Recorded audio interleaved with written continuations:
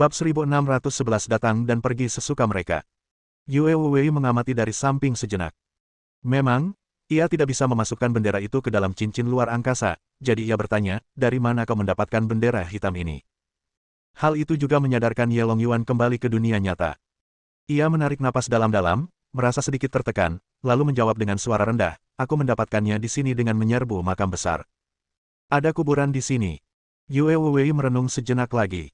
Ada aliran energi yang mengalir di sekitar bendera hitam itu. Ia tidak tahu persis apa itu. Zhang Han belum selesai berkultivasi. Yue Wei berpikir bahwa ia tidak seharusnya menghancurkan energi bendera hitam secara paksa karena mungkin bermanfaat. Dia tidak bisa langsung menyebarkan energi hanya karena dia penasaran. Saat itu, Zhang Han berkata dari tidak jauh, itu adalah bendera jiwa. Zhang Han datang dari luar gunung kecil dan berkata, bendera semacam ini adalah harta karun tertinggi yang sangat berguna bagi klan roh hitam. Apakah kau pernah menyerbu makam leluhur klan roh hitam? Entahlah, kata Ye Longyuan, tapi aku belum pernah dengar tentang klan roh hitam. Ngomong-ngomong, bendera ini juga bagus. Haha, Zhang Hanyang, aku akan memberikannya padamu. Anggap saja sebagai bunga utangku. Aku akan meluangkan waktu untuk melunasi sisanya. Benar-benar. Zhang Han tersenyum tipis dan mendekati kerumunan. Meng Meng berlari dan bertanya, ayah, apakah kamu sudah selesai berkultivasi? Ya, alam rahasia ini akan segera menghilang. Zhang Han mengangguk. Mendesis. Ye Longyuan langsung tersentak. Apa hubungan kultivasinya dengan hilangnya alam rahasia? Astaga. Dia melahap dunia rahasia. Ye Longyuan sedikit memucat. Zhang yang kejam masih sama seperti sebelumnya. Apakah kita akan pergi dulu? Yue Wei menyerahkan bendera dan berkata, ada lapisan energi yang belum aku pecahkan. Energi ini adalah inti dari jiwa dan telah dimurnikan selama bertahun-tahun. Energi ini dapat digunakan untuk memurnikan beberapa pelet obat khusus. Zhang Han mengambil bendera itu. Saat cahaya berputar, permukaan bendera jiwa hitam terus bergetar. Tepat pada saat ini. Bajingan, turunkan bendera jiwa hitam. Itu benda suci klan kita. Sebuah suara gemuruh terdengar dari kejauhan. Mereka datang. Yue Wei menatap ke depan dengan tatapan acuh tak acuh dan berkata, haruskah kita menghadapi mereka? Zhang Han menggelengkan kepalanya sedikit dan berkata, ayo pergi dulu dan buat mereka khawatir. Permukaan bendera hitam itu ditutupi oleh seberkas cahaya. Wuss! Bendera jiwa hitam menghilang dan dimasukkan ke dalam cincin luar angkasa Zhang Han. Astaga! Melihat cara seperti itu, Ye Longyuan merasa iri. Bagaimana mungkin Zhang Han yang tahu segalanya? Ayo pergi! Yue Wei mengeluarkan perahu kecil itu. Kerumunan itu dengan cepat menaiki kapal, yang berubah menjadi aliran cahaya, menerobos kehampaan, dan meninggalkan alam rahasia. Setelah pergi, ini Todd berubah menjadi binatang sepanjang 1000 kaki, dan semua orang datang ke ruang alternatif lagi. Ekor batu kristal ini Todd bergetar sedikit. Ia menerobos masuk ke ruang sekunder dan pergi dengan cepat. 1 menit penuh berlalu. Sus, sus, sus. 9 sosok muncul. Mereka adalah 9 master abadi dari aliansi 9 gunung. Master abadi Aogu sangat marah hingga bulu kuduknya berdiri. Ia terus meraung, bendera jiwa hitam itu adalah benda suci klan kita, mereka mencurinya, aku sangat marah, aku harus membunuh mereka, aku harus membunuh mereka semua, para penjaga, para penjaga. Master abadi Aogu menjadi gila karena marah. Setelah berteriak beberapa kali, dia mendapati bahwa tidak ada bawahannya di sekitarnya. Master abadi gunung patah mendesah pelan. Aogu, tenanglah dulu. Karena mereka muncul di sini, mereka pasti mengincar kita. Guru abadi lainnya, Tu Feng, berkata, mungkinkah kejadian abnormal yang terjadi saat bawahan kita mengalami kesengsaraan ada hubungannya dengan mereka? Jangan lupa, selama bertahun-tahun, pernahkah ada masalah dengan kesengsaraan surgawi? Ini pasti faktor eksternal. Orang itu juga seorang guru abadi. Karena dia bisa menawarkan beberapa harta roh tingkat 9, mungkin dia juga memiliki harta khusus yang menyebabkan kesengsaraan surgawi yang abnormal. Memukul. Seseorang di sebelahnya menepuk pahanya keras-keras dan berkata, benar. Beberapa hari yang lalu, ku dengar lebih dari 20 orang di distrik Landstar di dekat sini berhasil melewati cobaan mereka. Kenapa orang-orang kita terus gagal? Pasti ada alasannya. Sangat mungkin orang itu yang bertindak dan mewujudkannya. Apakah dia disebut Master Abadi Yue? Master Abadi Gunung Patah bertanya dengan ragu, apakah dia memiliki harta karun seperti itu? Ada banyak hal aneh di dunia ini. Broken Mountain, jangan remehkan para immortal master asing. Kau benar. Broken Mountain menarik napas ringan dan berkata, kalau memang dia pasti sedang membalas dendam pada kita. Lagi pula, kita sudah mengambil banyak hartanya. Sekarang, dia punya bendera jiwa hitam, jadi sulit menghadapinya. Aku khawatir mereka akan langsung kabur, yang akan membuat kita tak punya kesempatan untuk membalas dendam. Bukankah kita masih punya Gu Linli? Aogu kesal. Akan kuberikan dia pada mereka. Karena mereka berani menukar begitu banyak harta berharga untuknya, mereka pasti akan datang lagi. Sialan, kalau mereka berani muncul, kubunuh mereka. Jika mereka muncul, mereka akan mempertimbangkan banyak hal. Tidak mudah untuk menipu mereka. Master Abadi Tufeng mengerutkan kening dan berkata, kita harus membuat rencana yang matang terlebih dahulu. Beritahu semua anggota aliansi untuk datang ke Sekte Awan Ungu dan bersiap menghadapi kesengsaraan. Kita harus memasang jebakan yang tak terhindarkan di sini, asalkan mereka berani muncul. Setelah itu, Master Abadi Tufeng tersenyum dingin dan berkata, mereka tidak akan punya kesempatan untuk melarikan diri. Saya ikut. Master Abadi Aogu berkata, jika aku bisa mendapatkan bendera jiwa hitam kali ini, aku akan memberimu setengah dari air suci kami. Hahaha. Master Abadi Gunung Patah tertawa terbahak-bahak. Aogu, kau benar-benar telah berusaha keras. Air suci roh hitam adalah harta yang langka. Mereka sedang merencanakan. Pada saat yang sama, Zhang Han dan timnya juga membuat rencana. Ketika sekelompok orang itu menemukan kita, mereka pasti berpikir kita harus kembali untuk menjemput Gu Linli. Mereka pasti sedang menyiapkan banyak penyergapan, kata Yue Wei. Kita punya ini Tot, kata Ziyan, dan kita tidak butuh pesawat luar angkasa. Mereka tidak bisa menghentikan kita, kan? Benar. Dengan ini Tot di sini, kita bisa pergi atau tinggal kapanpun kita mau. Zhang Han tidak membuat orang banyak bertanya-tanya. Ia tersenyum dan berkata, tapi mereka pikir kita akan pergi ke mereka, mereka salah. Dengan bendera jiwa, kita bisa menemukan klan roh hitam. Sebelum mereka kembali, kita akan pergi ke wilayah klan. Klan roh hitam seharusnya punya banyak harta. Selama kita bisa menemukan Gu Linli, kita akan menyelesaikan tugas kita. Bisakah kita menemukan wilayah klan roh hitam dengan bendera ini? Tanya Yue Wei. Matanya berbinar. Ratusan orang lainnya yang hadir tampak bersemangat. Jika mereka benar-benar dapat menemukan wilayah klan roh hitam, itu akan luar biasa. Waktu sangat penting. Ayo pergi sebelum mereka bereaksi, kata Yue Wei. Kilatan petir menyambar mata Zhang Han, lalu berubah menjadi berkas cahaya yang mengalir dan lenyap ke dalam bendera jiwa hitam. Mendesis. Mantra pencarian asal. Kekuatan luar biasa telah dihadirkan. Dengan kekuatan bendera jiwa hitam, gumpalan daya tarik menunjukkan arah. Ziyan berkata pada ini Tot, ayo kita pergi ke sana. Mendekut. Ini Tot mengibaskan ekornya dan bergerak maju mundur di ruang sekunder dengan kecepatan yang sangat cepat. Lapisan cahaya muncul di ruang sekitarnya, yang merupakan lapisan saluran energi. Dengan setiap lompatan, ini Tot semakin dekat ke tujuan, dari mana daya traksi itu berasal.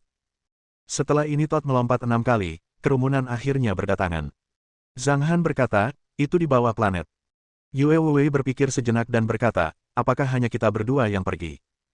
Atau kita akan membawa tim? Kita tidak punya banyak waktu. Ayo langsung turun. Jadi ini Tot menunjukkan kemampuannya lagi. Ia menyelinap ke bawah dengan tenang. Bumi sama sekali tak mampu menghentikan ini Tot. Kabut tebal di sekujur tubuhnya mengubahnya menjadi jiwa yang melayang-layang di bumi. Ye Longyuan begitu iri hingga matanya memerah. Jika aku bisa melakukan ini, aku akan merampok semua makam di dunia. 1000 meter di bawah tanah adalah tempat kota bawah tanah itu berada. Klan roh hitam tidak memiliki banyak anggota. Para anggota klan sedang mengolah atau meneliti harta karun unik milik klan. Tidak ada ramuan spiritual. Itu perbendaharaan. Kita cari Gu Linli dulu. Jangan bikin orang-orang di sini khawatir. Seharusnya tidak banyak harta karun sungguhan di sini. Tujuan Zhang Han jelas. Dia harus menemukan Gu Linli terlebih dahulu. Zhang Han dan teman-temannya berkeliling dan sampai di belakang aula utama. Lapisan energi mengelilingi aula utama. Setiap kali Master Abadi Aogu pergi, akan ada energi seperti itu di wilayahnya, yang mencegah orang lain memasukinya. Jika kita masuk, kita akan ketahuan. Kerumunan itu ragu-ragu sejenak. Ayo kita lakukan. Zhang Han tampak tenang. Dia telah mengalami terlalu banyak kejadian kecil seperti ini. Saat domain terbatas itu ditembus. Di sisi lain, armada Sekte Awan Ungu meninggalkan ruang sekunder. Domain terikat di aula utamaku telah ditembus. Master Abadi Aogu tampak muram. Ayo kembali dan lihat apa yang terjadi. Armada berbalik dan memasuki ruang sekunder lagi. Saat perjalanan pulang, yang memakan waktu beberapa jam, Master Abadi Aogu juga ketakutan. Ketika dia kembali ke wilayahnya, dia melihat bahwa separuh kota bawah tanah telah berubah menjadi reruntuhan. Guru besar, guru besar. Seseorang berteriak dengan sedih, kita diserang. Semua harta karun telah dirampas. Semua air suci roh hitam telah dirampas. Aula utama hancur. Apa yang dicari orang-orang itu? Kami mencoba menghentikan mereka, tetapi mereka memiliki guru abadi. Berita itu hampir membuat Master Abadi Aogu pingsan. Mereka telah mengambil semua hartaku. Orang-orang itu. Master Abadi Gunung Patah tampak murka. Mereka benar-benar mengalahkan kita. Bendera jiwa hitam. Mereka menggunakan bendera jiwa hitam untuk menemukan klanku. Master Abadi Aogu menggertakkan giginya begitu keras hingga hampir patah. Sialan. Bagaimana dengan Gu Linli? Master Abadi Gunung Patah sedikit khawatir. Jika Gu Linli dibawa pergi, mereka tidak akan punya cara untuk membatasi musuh-musuh mereka, yang bisa pergi sesuka hati. Kalau sampai tersiar kabar bahwa Aliansi Sembilan Gunung telah dipermainkan oleh seorang Master Abadi asing, para anggota aliansi itu akan ditertawakan oleh wilayah atas galaksi tengah. Aku punya Gu Linli. Dengan ekspresi dingin di wajahnya, Master Abadi Aogu melambaikan tangan kanannya, dan seorang wanita setengah mati berjubah hitam yang tampak seperti tengkorak muncul. Pukul! Pukul! Master Abadi Aogu mengeluarkan cambuk jiwanya dan mencambuk wanita itu dengan keras untuk melampiaskan amarahnya. Setelah 1/4 jam, dia berhenti dan menarik napas dalam-dalam. Ayo pergi ke Sekte Awan Ungu. Ayo pergi. Master Abadi Broken Mountain juga sedikit khawatir tentang markasnya. Bagaimanapun juga, harta bendanya sangat berarti baginya. Secara logika, sekalipun dia tidak menjaga bentengnya, dia akan mampu menghentikan Master Abadi musuh dengan rencana cadangannya. Akan tetapi, musuh-musuh itu bisa datang dan pergi sesuka hati mereka di markas klan Roh Hitam. Ini bukan sesuatu yang dapat dicapai oleh para ahli biasa. Jika orang-orang itu berniat pergi, kita mungkin tidak bisa menghentikan mereka. Memikirkan hal ini, para Master Abadi lainnya tidak bisa tetap tenang lagi. Maka berangkatlah mereka seorang demi seorang, dengan maksud hendak meninggalkan tempat itu dan kembali ke daerahnya masing-masing untuk menjaga tempat itu. Pada saat ini, sebuah berita datang. Kabar buruk, pemimpin sekte. Mendengar suara itu, Master Abadi Gunung Patah terkejut. Perbendaharaan kita di gunung utama telah dirampok, begitu pula 18 planet cabang. Gudang harta karun itu telah diserang. Kami belum menemukan siapa pelakunya. Master Abadi Aogu berkata dengan marah, siapa lagi? Ekspresi para Master Abadi lainnya berubah drastis. Mereka segera pergi. Hanya dalam 3 hari. Gudang harta karun Profundity Star telah dirampok. Perbendaharaan Druid Star telah diserang. Petik 2. Invasi yang menargetkan Aliansi 9 Gunung dimulai. Berbagai fasilitas pertahanan di langit berbintang dan kekuatan pertahanan di permukaan planet semuanya menjadi tidak berguna. Bab 1612 Kedatangan musuh yang kuat. Sebenarnya monster macam apa mereka? Hanya dalam 10 hari, lebih dari 3.000 planet telah diserbu. Sejumlah besar sumber daya telah hilang. Rata-rata, 300 planet diserang setiap hari. Apakah mereka tidak perlu makan? Apakah mereka tidak perlu istirahat? Mereka telah menyerang planet-planet seperti ini. Mengapa mereka begitu cepat? Siapa yang bisa memberitahuku alasannya? Para Master Abadi dari Aliansi 9 Gunung benar-benar kesal. Beritahukan semua planet untuk membersihkan perbendaharaan dan menyimpannya. Beritahukan semua armada untuk berkumpul di planet utama. Tak berdaya, Sang Master Abadi memberi perintah. Pertahanan area bintang yang begitu besar telah gagal. Jika kekuatan lain datang berperang, akan mudah bagi mereka untuk merebut sejumlah besar wilayah. Untungnya, Aliansi 9 Gunung memiliki prestise yang besar. Tidak banyak pihak yang menemukan sesuatu yang tidak biasa mengenai Aliansi 9 Gunung. Pada hari ini, Aliansi 9 Gunung mengeluarkan perintah lain. Semua planet di Aliansi 9 Gunung, sebarkan pesan. Orang-orang itu harus datang ke Sekte Awan Ungu dalam 5 hari. Jika mereka tidak datang, kami akan mengeksekusi Gu Linli. Ini adalah serangan balik mereka. Orang ini jelas sangat penting karena orang-orang itu menggunakan begitu banyak harta untuk mendapatkannya kembali. Kamu ingin meluangkan waktu untuk mempermainkan kami, tapi kami tidak akan melakukannya. Kalau begitu, mari kita bertarung sungguhan. Berita ini menyebabkan kehebohan besar di Aliansi 9 Gunung. Siapa Gu Linli? Akhir-akhir ini situasi aliansi sedang tegang. Aku penasaran siapa musuhnya. Kudengar gudang harta karun di banyak planet telah diserang oleh kekuatan tak dikenal. Semua planet di Aliansi 9 Gunung telah terdampak. Tanpa terkecuali, mereka menderita kerugian besar.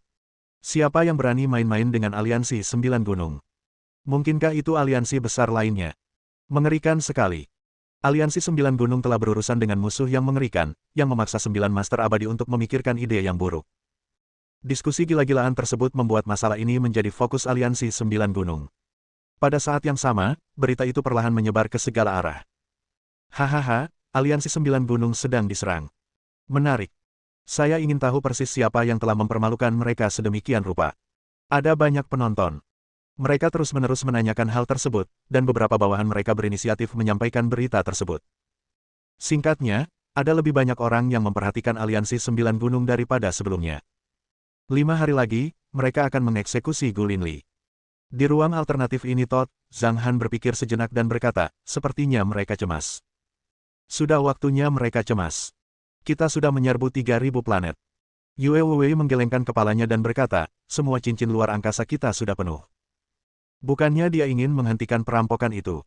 Masih banyak planet yang bisa mereka serbu, tapi cincin luar angkasa semua orang sudah penuh. Itu seperti panen besar. Sangat keren menyerang sekte-sekte di galaksi tengah. Ye Longyuan juga mendapatkan banyak harta, jadi dia sangat gembira. Tapi dia masih sedikit bimbang. Tapi aku masih harus menyerbu kuburan-kuburan itu. Aku tak boleh kehilangan mimpiku. Dia mengira bahwa mengikuti Zhang Han yang tidak ada bedanya dengan mendapatkan harta tanpa berusaha apapun. Orang lain bisa. Mereka tidak punya karir yang mapan, tapi aku punya. Aku perampok makam.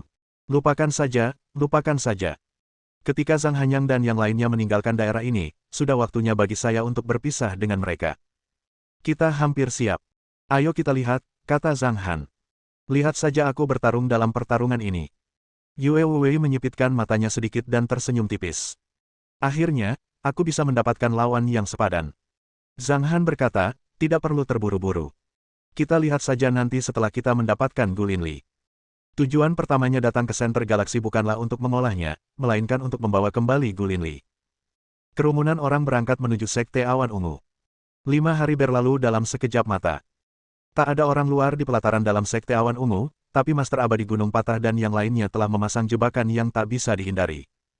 Kami sudah memasang perangkap. Apakah orang-orang itu berani datang? Sebenarnya mereka tidak yakin. 9 Master Abadi berkumpul di bintang utama Sekte Awan Ungu.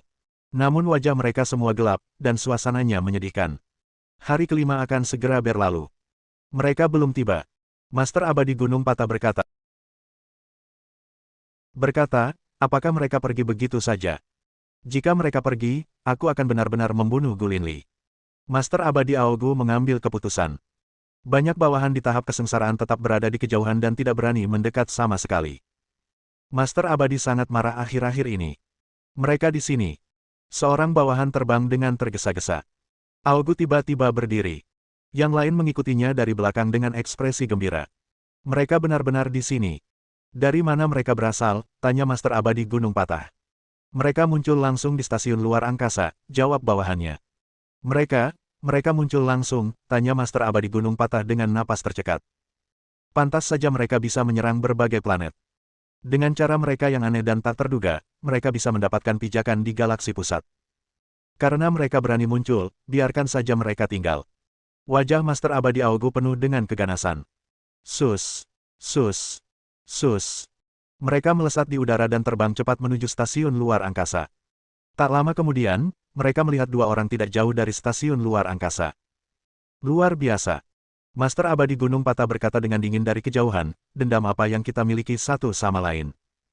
Ini gila. Kau menghancurkan 3.000 bintang aliansi 9 gunung kita. Dia menanyai pihak lainnya segera setelah dia tiba.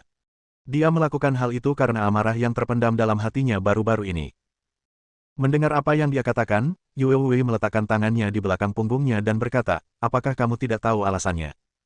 Karena kalian semua berani datang ke sini hari ini, kalian tidak perlu mengatakan apa-apa. Hari ini adalah hari kematian kalian. Master Abadi Broken Mountain mencibir.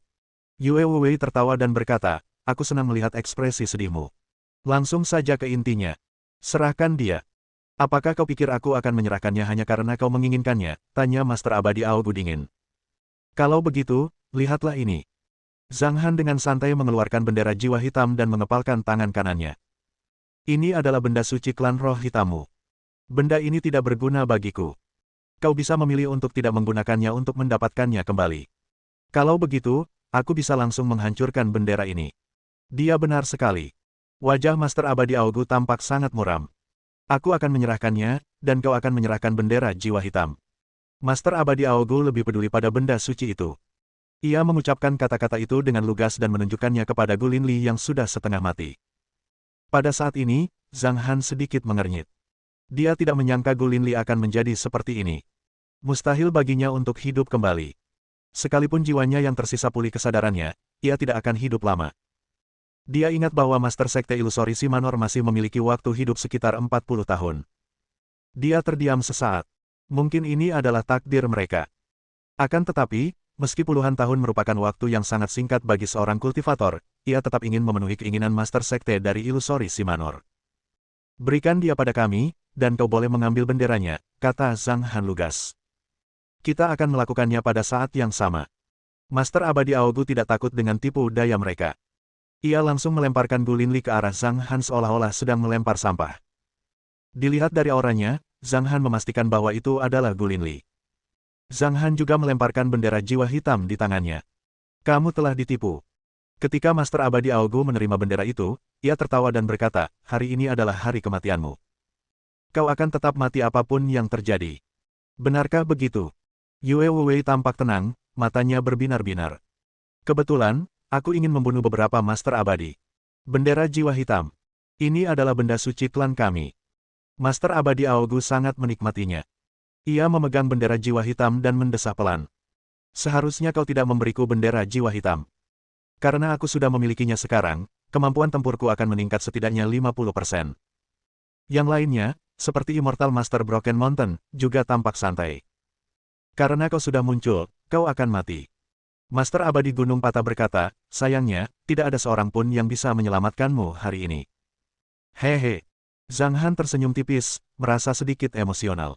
Ada sedikit sarkasme dalam senyumnya.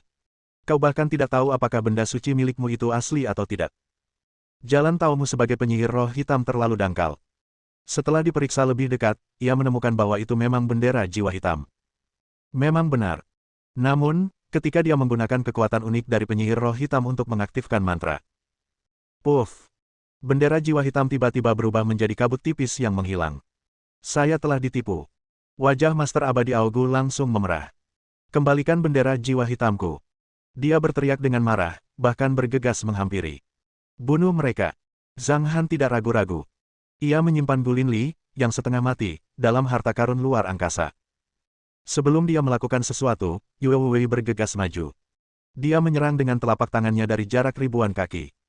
Dia melakukan jurus 1000 telapak tangan yang tumpang tindih, kekuatan gaib. Ada ribuan jejak telapak tangan keemasan di langit, yang tampak bagaikan ombak yang terus menghantam kehampaan. Dah.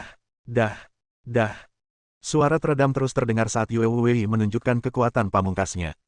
Hanya dengan satu gerakan, Master Abadi Aogu terpaksa mundur ratusan meter, tampak sedikit terkejut. Dia sebenarnya berada di tahap puncak tingkat kelima. Ayo serang dia bersama-sama. Gemerincing. Yue Wei berdiri sendirian di kehampaan dan bertarung melawan 9 Master Abadi. Segala macam gerakan dan cahaya mengguncang kekosongan alam semesta, dan kekuatannya luar biasa. Banyak murid yang menyaksikan pertempuran di kejauhan merasa terkejut. Ya Tuhan, pria itu sangat kuat. Bahkan 9 Master Abadi kita tidak bisa mengalahkannya. Siapa dia? Dari mana guru abadi Yue berasal? Apakah dia dari Laut Bintang? Namun, sekuat apapun dia masih berada di tingkat kelima tahap kesengsaraan. Energi di tubuhnya ada batasnya. 9 Master Abadi kita pada akhirnya akan menang. Mereka pasti akan. Sebelum lelaki itu menyelesaikan kata-katanya, Yue Wei memberikan perlawanan yang hebat, dan sosoknya terus maju. 9 Master Abadi terpaksa mundur. Salah satu Master Abadi di tingkat kelima meludahkan 2 suapan darah. Beraninya kau menantangku dengan kekuatanmu yang sedikit. Yue Wei berkata dengan dingin, kau bahkan tidak bisa menghentikan setengah dari kemampuanku. Beraninya kau bicara besar. Ledakan. Tanpa menggunakan senjata apapun, Yue Wei sepenuhnya menindas 9 orang itu hanya dengan kekuatan gaibnya. Apa, dia punya terlalu banyak kekuatan supernatural. Master Abadi Gunung Patah tampak muram. Dia lebih kuat dari kita. Meski begitu, kau tetap akan mati hari ini, kata Master Abadi Aogu dengan marah, kau meremehkan aliansi 9 gunung kami. Bam! Yue Wei menamparkan Master Abadi Aogu sekali lagi dan mengirimnya terbang. Dia tampak tak terkalahkan dan tak tertandingi. Yue Wei mengeluarkan aura yang menggemparkan dunia. Aku perlu mencoba kekuatan bertarungku. Zhang Han juga merasakan keinginan untuk bertarung. Ia bergerak dan terbang maju dengan cepat. Yue Wei tertawa dan berkata, hari ini, kami akan membunuh kalian bersembilan. Kalian yang memintanya. Yue Wei ingin membunuh mereka. Adapun Master Abadi Tu Feng, dia berkata dengan dingin, kamu akan menyesalinya. Pada saat ini, Zhang Han bergegas dan siap bertarung. Namun, sebelum dia bisa bergerak, sebuah desahan menyebar melintasi kehampaan. Wus! Seolah berteleportasi, seorang pria tua berbaju putih tiba-tiba muncul di depan Zhang Han. Ia seakan terpisah dari ruang dan waktu. Ia mengulurkan tangannya dan memukul pelan. Ledakan. Zhang Han hancur berkeping-keping. Apakah dia terbunuh hanya dengan satu pukulan? Yue Wei tiba-tiba tercengang. Master Abadi Broken Mountain dan yang lainnya benar-benar santai. Kabut darah samar yang mengambang di kehampaan tiba-tiba mengembun. Zhang Han muncul kembali. Namun, napasnya sedikit tidak teratur. Wus! Zhang Han mundur cepat dan menatap pria tua berpakaian putih itu dengan serius. Pria ini jelas bukan hanya berada di tingkat kelima tahap kesengsaraan. Dia bahkan lebih kuat daripada kebanyakan kultivator tingkat 6. Kemungkinan besar dia adalah seorang kultivator pencari dao di puncak tingkat 6 atau lebih tinggi. Bab 1613 dikalahkan oleh kesengsaraan surgawi. Pria tua berbaju putih itu berteriak pelan karena terkejut dan berkata, kau tidak mati. Kau seorang kultivator tubuh. Nah, fisikmu lumayan. Ia tampak sangat santai dan apa adanya. Kepercayaan dirinya tak tertandingi, begitu pula postur tubuhnya yang tak tertandingi. Mundur, kata Zhang Han kepada Yue Wei melalui teknik transmisi suara tertentu. Yue Wei menyerang 9 master abadi yang tertindas. Sebaliknya, ia segera mundur dan datang ke Zhang Han. Orang tua berpakaian putih itu tampaknya tidak terburu-buru untuk bergerak. Jarang sekali melihat seseorang yang bisa menahan pukulanku dan bertahan hidup di Laut Bintang. Sepertinya kau juga seseorang yang punya peluang besar. Orang tua berpakaian putih itu mengamati Zhang Han dari atas ke bawah. Master Abadi Broken Mountain dan yang lainnya merasa santai. Mereka menonton dengan dingin dari samping.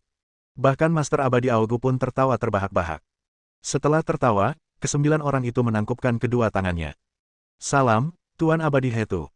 Orang tua berpakaian putih itu disebut Master Abadi Hetu. Dia melambaikan tangannya dan bahkan tidak memandang mereka. Jelas sekali dia tidak terlalu peduli pada mereka. Apakah kamu pikir kamu menang?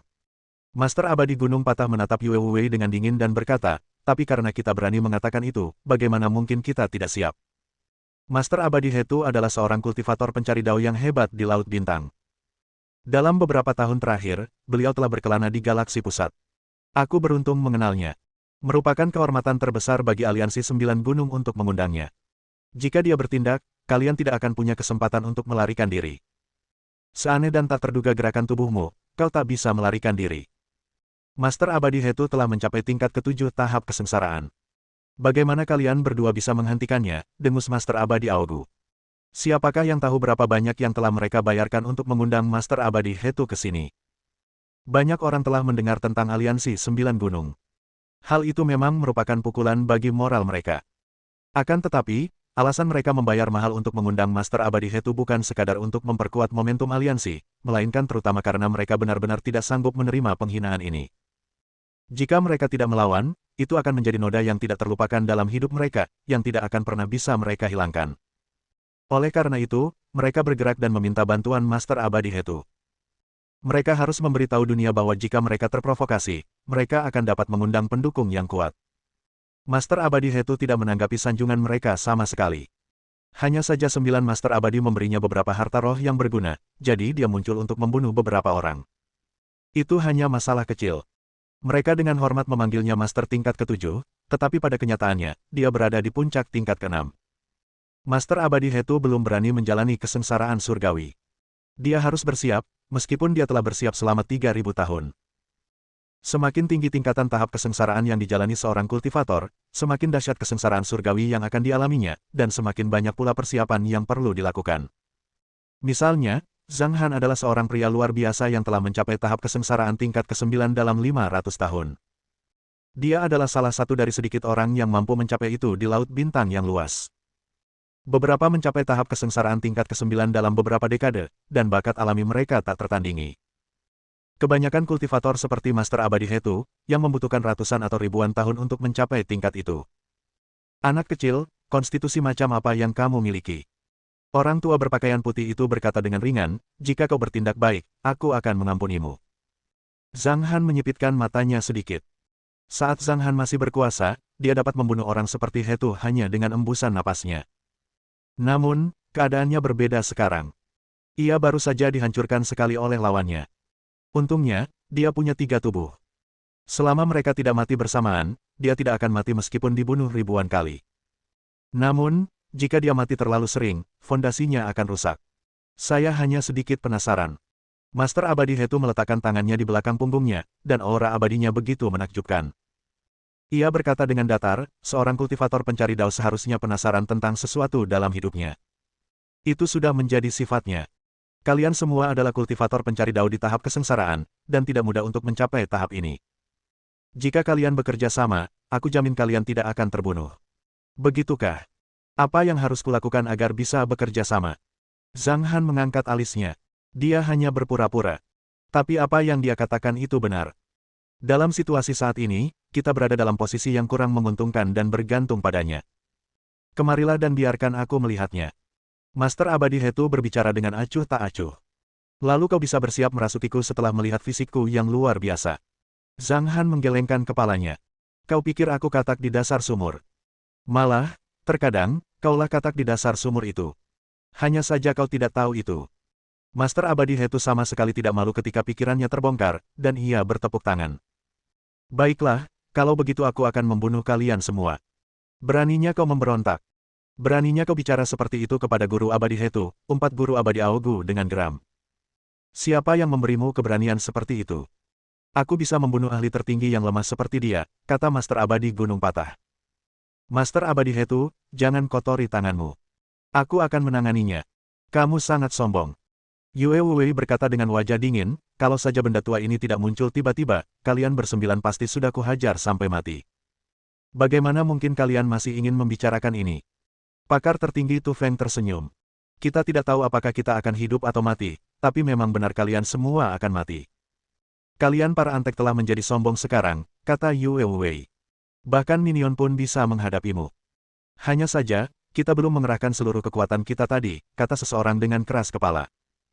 9 Master Abadi dari Aliansi 9 Gunung berdebat dengan Yue Wei seperti tikus yang mengumpat di jalan. Puluhan ribu orang di sekitar tercengang. Apakah mereka masih Master Abadi yang menyendiri seperti yang dulu kita kenal? Yue Wei tidak lagi acuh tak acuh seperti dulu. Apapun yang dikatakan pihak lain, ia akan membalasnya. Itu karena mereka berada pada level yang sama. Itu juga karena Yue Wei sedang berada di bawah tekanan saat ini. Adapun Zhang Han, dia berdiri di samping mereka dengan ekspresi tenang, seolah-olah dia tidak khawatir sama sekali. Kalau begitu kamu bisa melakukannya. Master Abadi He Tu menekan Yue Wei dengan pikirannya dan berkata, biarkan aku melihat berapa kali pria kecil ini bisa dibangkitkan. Terima kasih, Tuan He Tu, karena telah memberi kami kesempatan ini. 9 Master Abadi tampak bersemangat. Dengan senyum ganas di wajah mereka, mereka bergegas mendekat. Zhang Han sedikit mengernyit dan tiba-tiba berkata, kita tidak bisa membuat keluarga kita khawatir. Ayo kita mulai sekarang. Oke. Yue Wei mengangguk. Master Abadi Aogu dan yang lainnya tercengang. Master Abadi Gunung Patah tertawa dingin. Kalian masih mau main-main? Apa kalian mencoba menarik perhatian kami sebelum menggunakan gerakan tubuh kalian yang aneh untuk kabur? Bermimpilah. Tuan He Tu ada di sini, jadi tak seorang pun dari kalian bisa kabur. Hahaha, begitukah? Yue Wei tertawa dan menatap ke depan. He Tu, cuma ngomongin sampah doang. Ayo bunuh aku kalau bisa.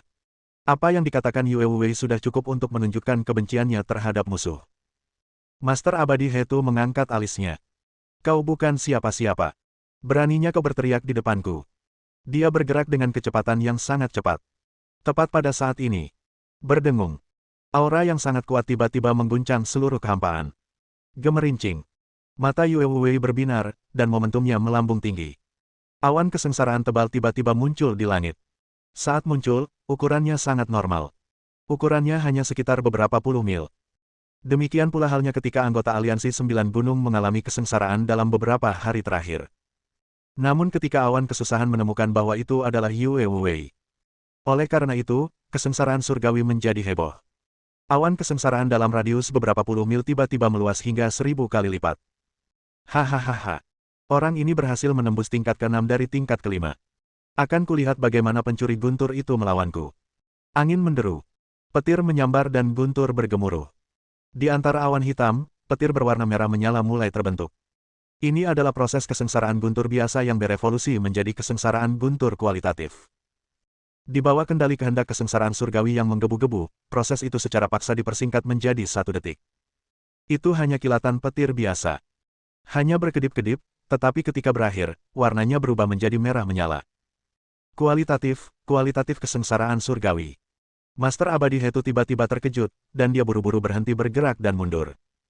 Sus.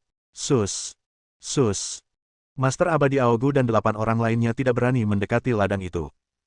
Kesusahan guntur kualitatif semacam ini panjangnya puluhan ribu mil, agak menakutkan. Kalau sampai mati tanpa sengaja, kita bakal celaka. Apakah kamu akan menjalani kesengsaraanmu di sini? Dia masih sedikit kesal karena dia tidak bisa membunuh lawannya dengan tangannya sendiri. Awan kesengsaraan. Yue Wei mengarahkan pedangnya ke langit dan berkata, kau hanya bisa membuat suara di atas. Jika kau mampu, kau bisa melemparkan beberapa petir yang kuat kepadaku. Mari kita lihat apakah aku akan menghancurkanmu atau tidak. Aku sudah membuat banyak persiapan untuk kesengsaraan ini. Bahkan ada seorang master tahap kesengsaraan tingkat 7 yang mengawasi dari samping. Tidak ada yang salah dengan kata-kata itu di telinga Master Abadi Aogu dan Master Abadi Hetu. Yue Wei tampaknya telah lama mempersiapkan diri untuk menghadapi kesengsaraannya. Dan ketika ia menghadapi situasi seperti itu, ia yakin dapat menembus ke tingkat ke-6 dan bertarung melawan yang lain. Akan tetapi, menurut kehendak awan kesengsaraan, hal itu tidaklah demikian. Pencuri guntur ini terlalu sombong. Apa dia pikir ada kultivator tahap kesengsaraan tingkat 7 di sini? Tingkat 7. Omong kosong. Dia cuma sampah tingkat 6. Aku akan menghajarmu sampai mati hari ini. Gemerincing. Petir kesengsaraan merah menyala telah berubah lagi. Demikian pula, awan kesengsaraan meluas dengan cepat sebanyak 10 kali lipat. Awan kesengsaraan sepanjang ratusan ribu kilometer menutupi seluruh area ini. Bahkan puluhan ribu penonton di kejauhan pun ikut terlapisi. Melihat awan kesengsaraan berbentuk bulat besar itu, Hetu sedikit tercengang. Seberapa besar kesengsaraan surgawi ini? Dia tiba-tiba menjadi waspada. Kalau begitu, bukankah kultivator tingkat 5 yang sedang menerobos ke tingkat 6 akan langsung dibacok sampai mati? Dan dia pasti akan mati. Zhang Han menarik napas ringan. Gemuruh. Awan kesengsaraan berwarna merah menyala berangsur-angsur berubah menjadi putih pucat. Guntur spiritual Tae baik. Guntur kesengsaraan ini cukup kuat, bagus sekali. Zhang Han tersenyum. Tepat saat guntur kesusahan hendak menyambar. Apakah kamu mempermainkanku? Ia tidak bisa melampiaskan amarahnya dan sangat tidak senang. Mendesis. Tepat pada saat ini, tubuh guntur Zhang Han muncul, berubah menjadi arus listrik dan mengembara di kehampaan alam semesta. Kesengsaraan surgawi melihatnya. Sialan. Beraninya kau berubah menjadi petir untuk membuatku kesal. Aku masih bisa mengenali pencuri guntur sepertimu meskipun kau berubah menjadi abu. Gemuruh. Petir kesengsaraan berwarna putih pucat yang tebalnya 1000 meter tiba-tiba turun. Ia langsung menuju arus listrik dengan kecepatan yang sangat cepat. Tubuh guntur Zhang Han berlari ke Master Abadi Hetu. Master Abadi Hetu menyaksikan 2 sambaran petir kesengsaraan, satu besar dan satu kecil, melesat lurus ke arahnya. Dia begitu takutnya hingga seluruh tubuhnya gemetar. Wuss! Master Abadi Hetu berbalik dan melarikan diri. Akan tetapi, tidak peduli seberapa cepat dia, tidak mungkin dia bisa lebih cepat dari kesengsaraan surgawi. Kesengsaraan surgawi memperhatikan lintasan tubuh guntur. Itu tidak jauh dari Master Abadi Hetu. Maka, kesengsaraan surgawi pun berkecamuk. Ribuan petir tiba-tiba menyambar di depan Master Abadi Hetu dan berubah menjadi jaring besar. Master Abadi Hetu benar-benar linglung. Apakah dia mencoba membunuhku? Dia mengeluarkan lebih dari 100 harta pertahanan. Akan tetapi, dia masih tersambar petir berwarna putih pucat. Tubuh guntur Zhang Han tidak dapat menahannya sama sekali dan langsung berubah menjadi abu. Adapun Master Abadi Hetu. Puff! Dia telah tersambar sebagian petir kesengsaraan. Darah menyembur dari mulutnya, dan auranya menurun drastis. Untungnya, ia memiliki harta karun yang berharga, sehingga ia berhasil melarikan diri. Dia tampak seperti baru saja melihat hantu. Kesengsaraan surgawi macam apa ini? Master Abadi Hetu merasa seolah-olah dia telah lolos dengan selamat, dan dia melarikan diri tanpa menoleh ke belakang. Pada saat yang sama, 9 Master Abadi yang tertinggal di area yang terkunci oleh kesengsaraan surgawi tercengang. Bab 1614 Aku kembali. Awan kesengsaraan bergulir dan melonjak dengan gembira. Tapi di mana pembantu lainnya bersembunyi? Aku harus mencari dengan teliti. Kalau perlu, aku akan merobohkan tempat ini dan menggali 100 kaki darinya. One Cloud memang merupakan harta karun terkuat di antara harta karun tingkat mendalam. Bahkan kesengsaraan surgawi pun tidak dapat mendeteksinya. Zhang Han juga menebaknya, jadi dia tidak khawatir. Adapun tubuh guntur yang pernah mati, itu bukan masalah besar. Zhang Han hanya menggunakan setengah energinya untuk memadatkan sebagian tubuh guntur. Tidak masalah jika Thunder Body mati beberapa kali lagi. Oleh karena itu, seberkas petir biru pucat muncul lagi. Ledakan. Kilatan petir kesengsaraan besar lainnya turun. Pada saat yang sama, Master Abadi Augu dan 8 orang lainnya mengalami kengerian yang baru saja dialami oleh Master Abadi Hetu. Dua sambaran petir kesengsaraan, satu besar dan satu kecil, terbang langsung ke arah mereka. Apa yang harus kulakukan? Apa yang harus kulakukan? Mereka tidak memiliki banyak harta ajaib yang dapat menyelamatkan nyawa seperti Master Abadi Hetu. Ledakan. Tetapi hasilnya di luar dugaan. Petir kesengsaraan putih pucat tiba-tiba tidak menyambar mereka. Di dalam satu awan. Zhang Han berpikir sejenak dan berkata, sial, awan kesengsaraan telah menjadi sedikit lebih pintar. Yue Wei mengelus jenggotnya dan berkata, apakah karena dia sering bertarung dengan kita dalam hal kecerdasan dan keberanian? Zhang Han berkata, mungkin saja. Itu tidak membunuh orang-orang itu, tetapi akibatnya membuat mereka sangat takut dan terluka. Baiklah, aku akan menggunakan tubuh iblis agung dan tubuh guntur untuk membunuh mereka semua. Bisakah kau membunuh Master Abadi tingkat kelima? Yue Wei terkejut saat itu. Aku mungkin tidak bisa membunuh mereka sendiri, tapi dengan bantuan guntur kesengsaraan, mereka tidak akan mampu binasa bersama, jawab Zhang Han. Yue Wei langsung tenggelam dalam pikirannya. Yue Wei berkata dengan suara teredam, aku merasa kau menipu mereka. Tapi membunuh mereka memang yang harus kau lakukan. Zhang Han masih menunggu saat yang tepat. Dia memadatkan sebagian tubuh gunturnya dengan kemauan yang lebih sedikit dan memancing kesengsaraan surgawi untuk bertindak. Kali ini, awan kesengsaraan lebih cerdas. Energi guntur kesengsaraan telah berkurang drastis. Awan itu membombardir area di sekitar Master Abadi Augu dan yang lainnya tanpa melukai mereka sama sekali. Akhirnya ia mengerti bahwa orang-orang ini adalah musuh pencuri guntur, jadi ia tidak bisa membunuh mereka dengan mudah. Master Abadi Augu dan yang lainnya ketakutan setengah mati. Apa yang harus kita lakukan? Lari. Ayo lari. Jangan lari, kata Master Abadi Gunung Patah sambil menggigil. Kita belum mati. Lihat saja Master Abadi Hetu. Dia terkena kesengsaraan surgawi dan hampir mati. Mustahil kita bisa selamat. Apa yang harus kita lakukan? Tunggu saja di sini, tanya seseorang dengan bingung. Adapun Zhang Han dan Yue Wei, mereka juga mendiskusikannya. Apakah kesengsaraanku sudah berakhir? Tanya Yue Wei. Jika kita terus bersembunyi, aku mungkin akan turun ke tahap awal tingkat kelima. Secara teori, itu benar. Zhang Han mendesah pelan. Tapi kalau kau bisa bertahan, kau bisa kembali ke tahapmu saat ini lagi. Mereka berdua tidak siap untuk itu. Akan tetapi, karena mereka telah bertemu dengan Master Abadi Hetu, mereka hanya bisa membuat rencana seperti itu. Itu adalah kemenangan sia-sia. Zhang Han melanjutkan, energi kesengsaraan surgawi yang kau panggil ketika kau menerobos ke tingkat ke-6 dari tingkat kelima tidaklah tak terbatas. Ada batasnya. Setelah membunuh orang-orang itu nanti, aku akan membagi tubuh gunturku. Ketika petir kesengsaraan hampir habis, kau seharusnya berhasil melewati kesengsaraan. Di bawah kesengsaraan guntur kualitatif, kau akan mendapatkan lebih banyak aturan domain besar. Yue Wei langsung tertawa dan berkata, jadi, jika aku berhasil, aku bisa mendapatkan banyak keuntungan. Zhang Han mengangguk. Bisakah tubuh petirmu mengatasinya? Yue Wei ragu sejenak dan berkata, jangan sampai kehilangan lebih banyak daripada yang kau dapatkan. Tidak masalah. Sebagian energi sumberku mungkin rusak.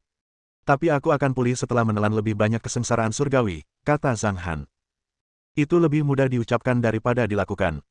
Dengan dikonsumsinya sumber tubuh guntur, kecepatan dan kualitas penyerapan guntur kesengsaraan di masa mendatang akan menurun. Bakatnya akan melemah. Namun, Zhang Han tidak hanya memiliki kesempatan untuk mati beberapa kali tanpa cedera tetapi juga memiliki menara guntur, harta karun tertinggi. Menara guntur dapat menggantikan sumber yang telah dikonsumsinya. Itu juga berarti menara guntur akan hancur. Itu pasti akan hilang di masa mendatang. Asal Zhang Han mempelajari cukup banyak kekuatan supernatural guntur, hilangnya menara guntur tidak akan jadi masalah besar. Selama periode ini, dalam kehampaan dekat awan kesengsaraan, bayangan hitam terus berkelebat. Itu ini Todd. Di ruang alternatif ini Todd, semua orang dapat melihat benda-benda di luar tanpa titik buta. Penatua Yue mengalami kesengsaraan lagi. Tuan Abadi Hetu telah melarikan diri. Syukurlah ayahku baik-baik saja. Melihat kilatan petir yang terus muncul sebelumnya, Meng Meng menghela napas lega dan menepuk dadanya. Ayahmu memiliki tubuh guntur. Dia seharusnya baik-baik saja. Zhang Guangyu menghiburnya. Dia terdengar seperti orang beriman. Zhang Hanyang berani melawan kesengsaraan surgawi. Sungguh bijaksana bagiku untuk berutang padanya.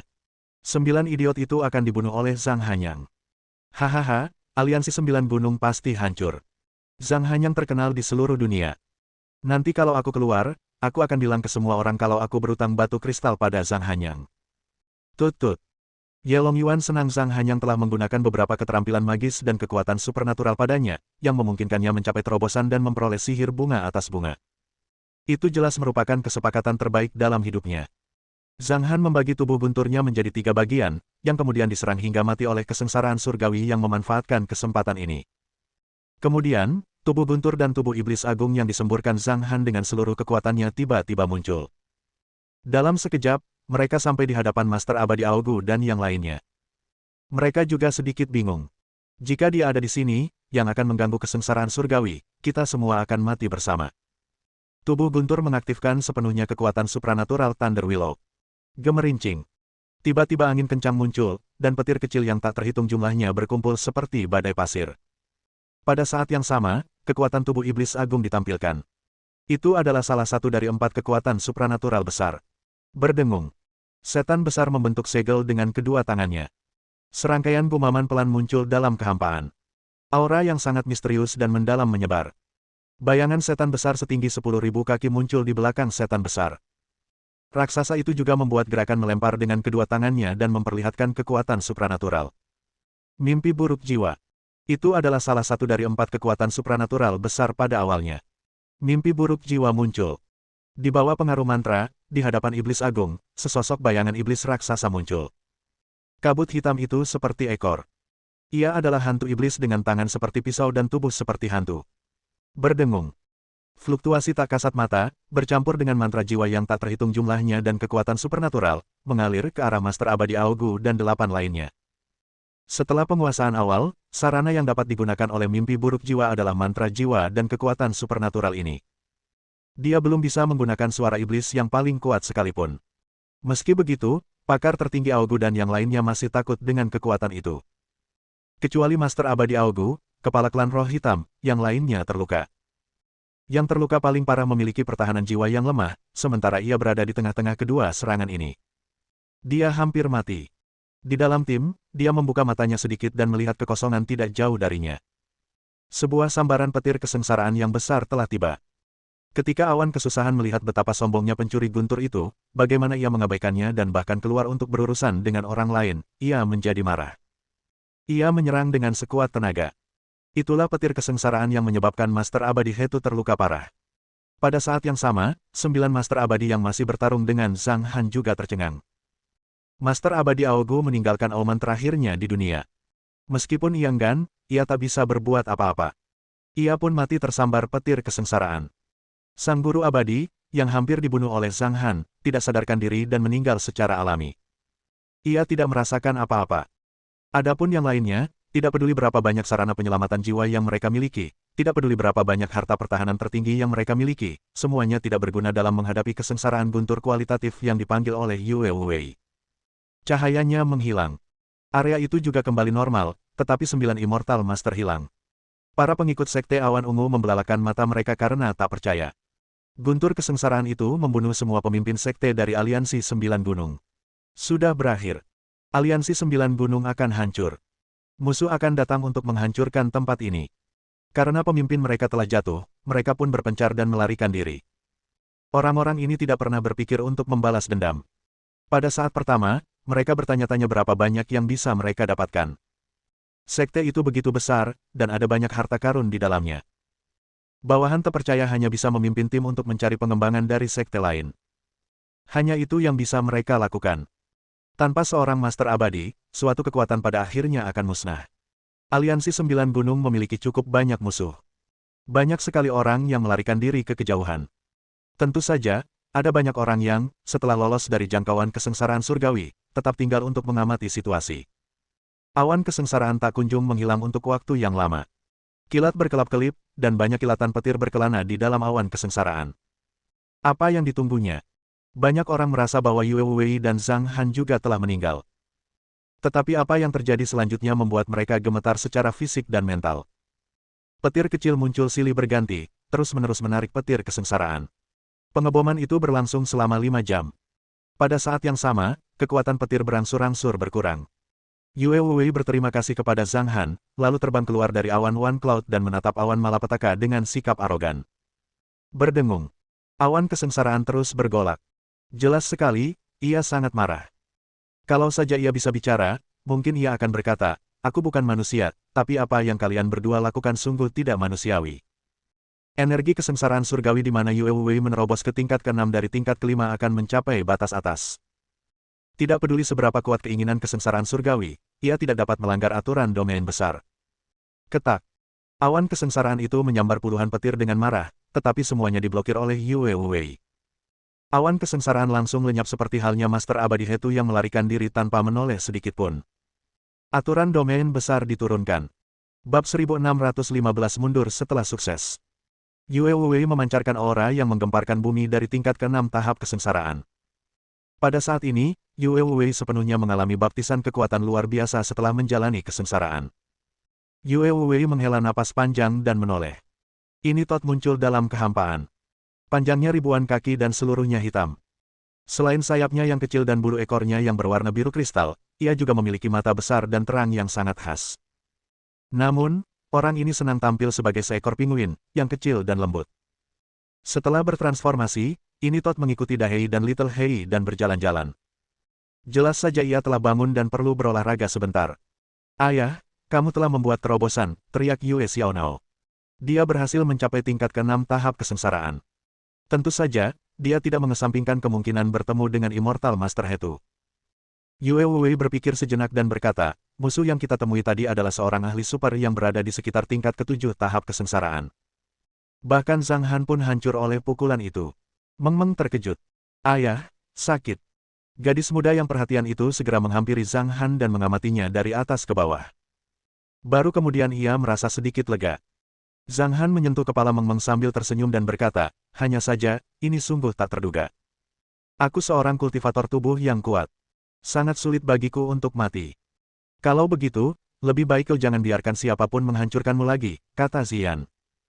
Zhang Han berkata sambil tersenyum, "Hanya saja aku tidak menyangka orang-orang itu akan mendapatkan seorang ahli yang kuat. Untungnya, Penatua Yue bisa menjalani kesengsaraannya kapan saja. Kalau tidak, akan sangat sulit bagi kita untuk melarikan diri. Ini adalah galaksi pusat. Belum lagi para kultivator tingkat 7, bahkan para kultivator pencari dao tahap kesengsaraan tingkat 8 dan 9 pun sering lewat di sini. Selalu ada orang yang lebih baik dari kita. Sebaiknya kita berhati-hati," kata Yue Wei dengan suara berat. Ekspresi semua orang yang hadir menjadi serius. Khususnya, Ye Longyuan, yang bekerja sendirian, merasakan kulit kepalanya mati rasa. Jika dia tidak berhati-hati, dia mungkin akan mati saat bertemu dengan lawan yang begitu kuat. Orang baik akan diberkati Tuhan, orang baik akan diberkati Tuhan. Ye Longyuan menghibur dirinya sendiri. Mendengar perkataan Zhang Han, Meng Meng mengeluarkan kapal raja dari cincin luar angkasa dan menyalakannya. Semua kabin energi mulai beroperasi. Akan dibutuhkan banyak batu kristal dan sejumlah besar batu energi untuk kembali ke galaksi naga perak dari sini. "Bagaimana kalau kita naik ini Tot pulang?" tanya Meng Meng. "Butuh banyak batu kristal untuk menaiki pesawat luar angkasa, tetapi tidak sama saat membawa ini Tot. Kita akan berjalan-jalan dengan pesawat luar angkasa." Zhang Han melirik ini Tot dan berkata, "Sebelum ia tumbuh dewasa, ia tidak selalu bisa melewati kehampaan. Kudengar ia tidak akan tumbuh besar jika terus berkelana." Meng Meng meraih ini Tot dan mengusap perut putihnya beberapa kali. "Kamu tidak bisa tumbuh lebih besar. Kamu sudah besar sekali sekarang. Bagaimana keadaan Gu Linli?" Yue Wei juga teringat akan hal ini. Ia bertanya, apakah dia sudah mati karena sekarang bisa dimasukkan ke dalam cincin luar angkasa. Zhang Han menghela napas pelan dan berkata, "Untungnya, air suci roh hitam cukup untuk memurnikan pil pengikat jiwa. Meski begitu, Gu Linli paling lama bisa sadar kembali selama beberapa dekade sebelum meninggal." Suasana di tempat kejadian tiba-tiba menjadi menyedihkan. Zhang Han terdiam. Ia berharap semua cobaan akan menimpanya. Lagi pula, cara kultivasinya sungguh luar biasa. Ia tak ingin melibatkan keluarganya. Tanpa pikiran atau petunjuk apapun, Zhang Han merasa sedikit tertekan. Jika masalah ini tidak diselesaikan, akan terus menjadi masalah. Sus, sus, sus. Zhang Han meliriknya. Ye Longyuan tertawa dan menangkupkan tangannya. Semuanya, sampai jumpa lagi. Zhang Hanyang, aku tahu betapa aku berhutang budi padamu. Kakak senior Chu, sampai jumpa lagi. Putri kecil Gunung Bulan Baru, selamat tinggal. Setelah mengucapkan selamat tinggal, Ye Longyuan mengeluarkan sebuah kapal raja kecil, yang bentuknya hampir seperti pesawat terbang. Kapal itu benar-benar hitam dan sama sekali tidak menarik perhatian. Kemudian, kapal itu terbang pergi dalam sekejap. Ayo pergi. Dalam perjalanan pulang, kita akan menyerbu semua alam rahasia yang kita temui. Zhang Han melambaikan tangannya. Pesawat ruang angkasa itu berlayar menuju planet penembakan luar angkasa. Ia menunggu dalam antrean dan melompat melintasi kosmos. Ketika tim tiba di area yang belum memiliki planet penembakan luar angkasa, mereka mulai terbang di luar angkasa sekunder. Mereka melakukannya sesekali. Mereka telah mendengar bahwa ada banyak alam rahasia. Di wilayah atas galaksi pusat, mereka telah menemukan 16 alam rahasia. Mereka semua telah melewati 11 alam rahasia bersama-sama. Bahkan Yue Wei dan Zhang Han pergi ke alam rahasia tingkat tinggi dan mendapatkan banyak harta. Aura semua orang yang hadir bangkit kembali. Semua sumber daya yang mereka peroleh juga diubah menjadi berbagai jenis pelet obat dan diambil. Hal terpenting adalah memurnikan soul fixing pelet. Dia berhasil pada percobaan kedua dan memberikan pelet pembenah jiwa kepada Gu Linli. Semua orang mulai menyiapkan pelet obat pemulihan. Xiao Sui, kau yang bertanggung jawab atas masalah ini. Gu Linli lemah, jadi kau harus menjaga dosisnya dengan ketat di awal. Kau harus mengoleskan obat ke seluruh tubuhnya setiap 3 jam. Dia harus minum pelet penenang jiwa putih setiap 4 jam dan minum pelet obat lainnya setiap 5 jam.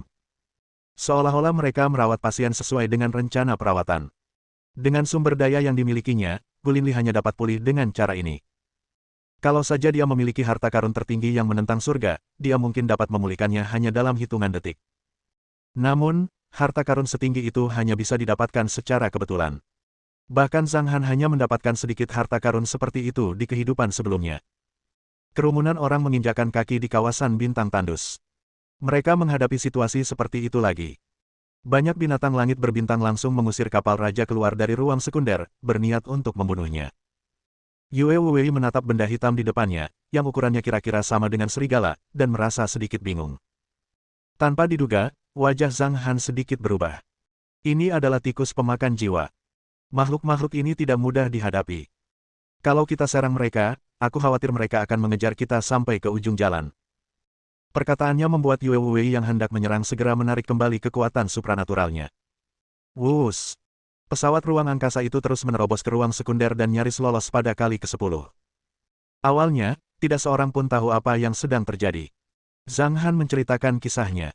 Tikus pemakan jiwa adalah salah satu makhluk komunitas yang mengerikan. Ia memiliki puluhan juta anggota dan sangat pendendam. Kecepatannya sangat tinggi, dan ia dapat mengeluarkan kekuatan supernatural yang melukai jiwa secara berkelompok. Selain itu, seluruh daging di tubuhnya sangat beracun, dan tidak ada satupun bagiannya yang dapat dimakan. Pada awalnya, semua orang sangat serius dan berpikir bahwa tikus pemakan jiwa adalah lawan yang sangat kuat.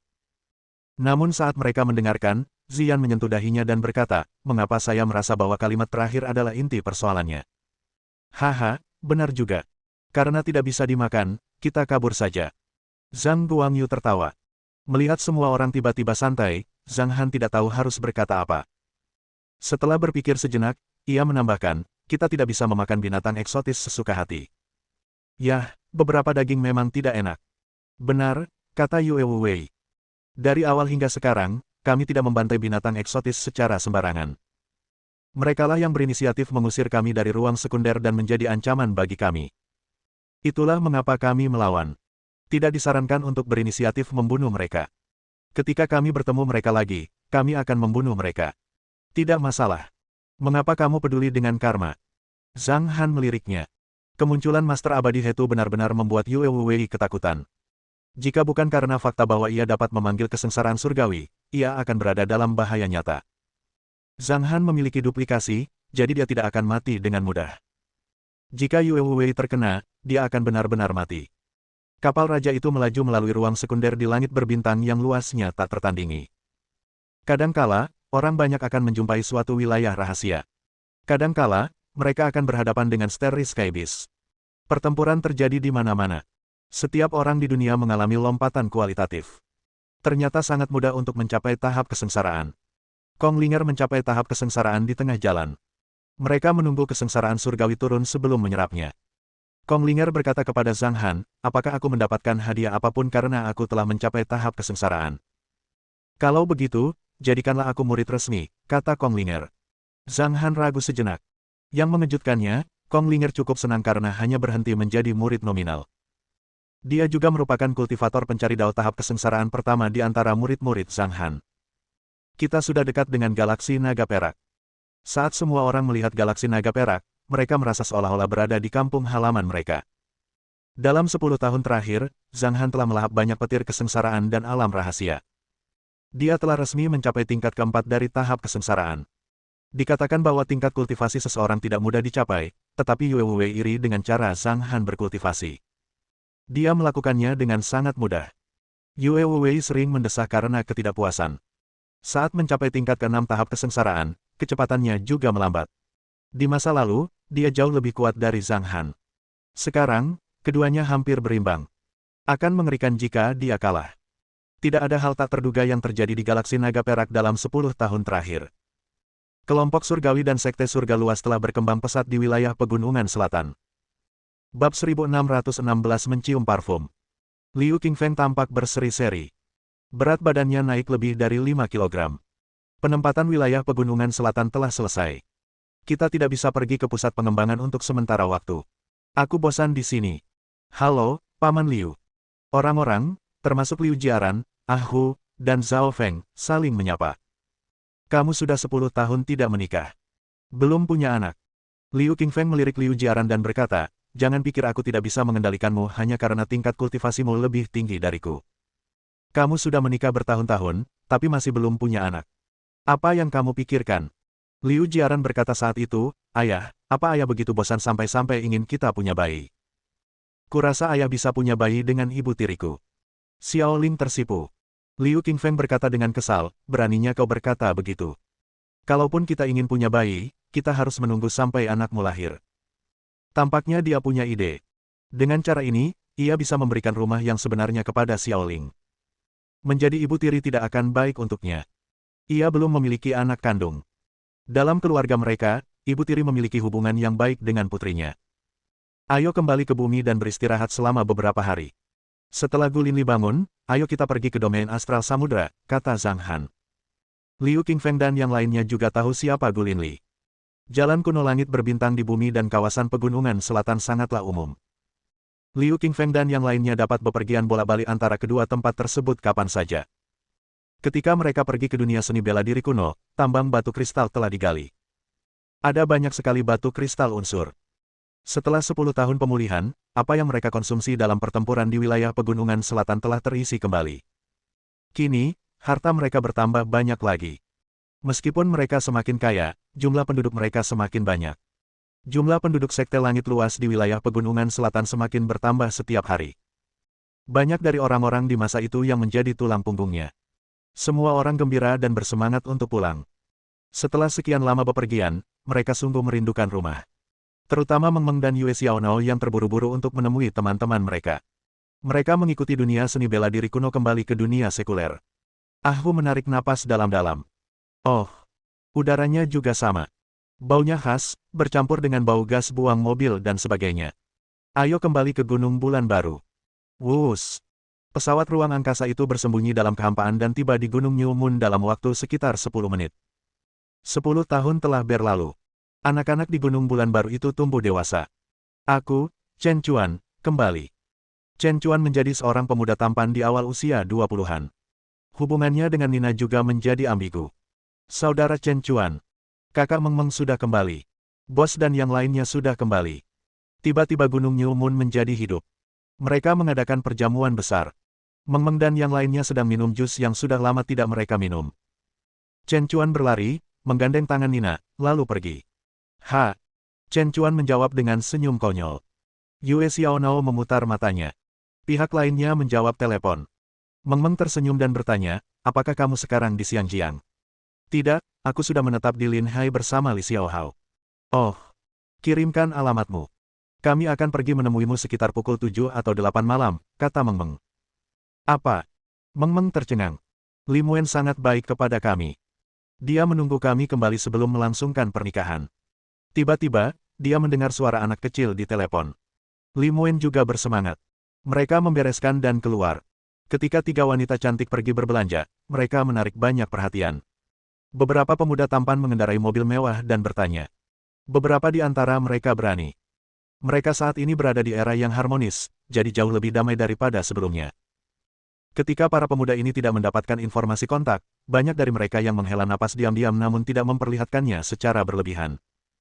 Ada pula beberapa pria lucu yang mengikuti si cantik. Setelah berbelanja sebentar, si cantik kembali ke Gunung Bulan Baru pada pukul 5 sore. Pesta sedang dipersiapkan. Pesta makan malam dimulai di halaman pada pukul 6 sore. Jarang sekali Gunung New Moon begitu semarak. Gu Linli terbaring di tempat tidur seperti orang koma. Untungnya, jiwa orang itu perlahan pulih tanpa henti. Itu tidak terlalu jauh dari kebangkitan. Perjamuan itu meriah. Meng Meng dan kelompoknya adalah yang paling menarik perhatian. Para pemuda dan pemudi berusia awal 20-an berkumpul. Mereka adalah pemandangan yang paling meriah. Meng Meng, Yue Xiaonao, Nina, Felina, dan Chen Chuan pergi memetik buah secara langsung. Ketika keduanya kembali, Nina tampak agak kemerahan. Ayo pergi ke kota Linhai. Setelah memetik beberapa keranjang buah, mereka melewati portal luar angkasa dan pergi.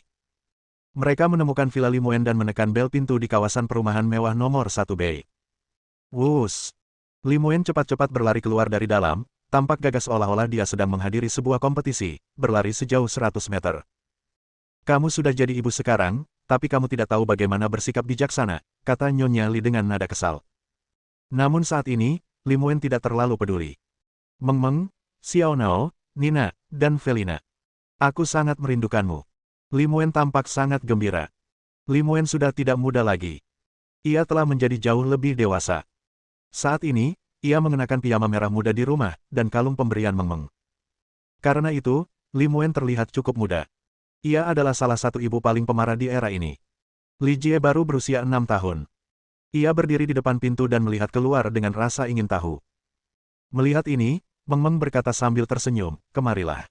Biar bibi lihat. Baru kemudian Li Jie berlari dan berdiri di samping Li Muen. Ia sama sekali tidak takut. Ia mendongak untuk melihat para wanita cantik itu dan menyapa mereka. Halo, Nona-nona. Meng Meng mengangkat tangannya dan mencubit hidung Li Jie. Kenapa kamu begitu imut? Ayo. Bibi sudah menyiapkan hadiah untukmu. Meng Meng langsung mengeluarkan gelang kristal. Bibi Xiaonao juga punya hadiah untukmu. Yue Xiaonao mengikutinya dari dekat. Ini hadiah dari Bibi Nina untukmu. Nina tersenyum saat memberikan hadiah itu.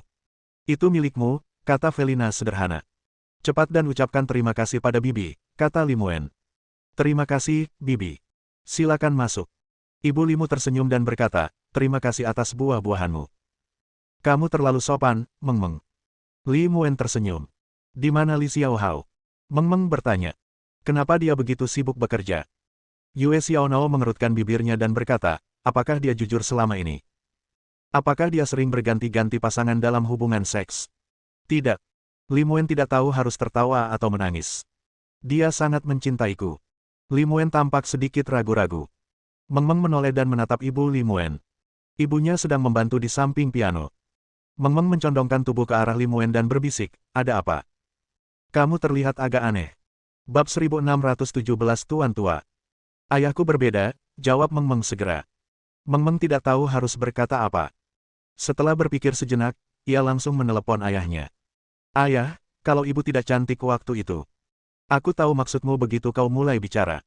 Zhang Han tidak menunggunya selesai. Ia tertawa dan berkata, apa yang kau katakan hanyalah hipotesis. Tidak ada hipotesis di dunia ini. Tapi aku bersedia menganalisisnya untukmu. Jika ibumu tidak cantik, aku tidak akan bersamanya. Hei, kenapa kau mencubitku? Aku mengatakan yang sebenarnya. Itu karena kau terlalu cantik. Bib.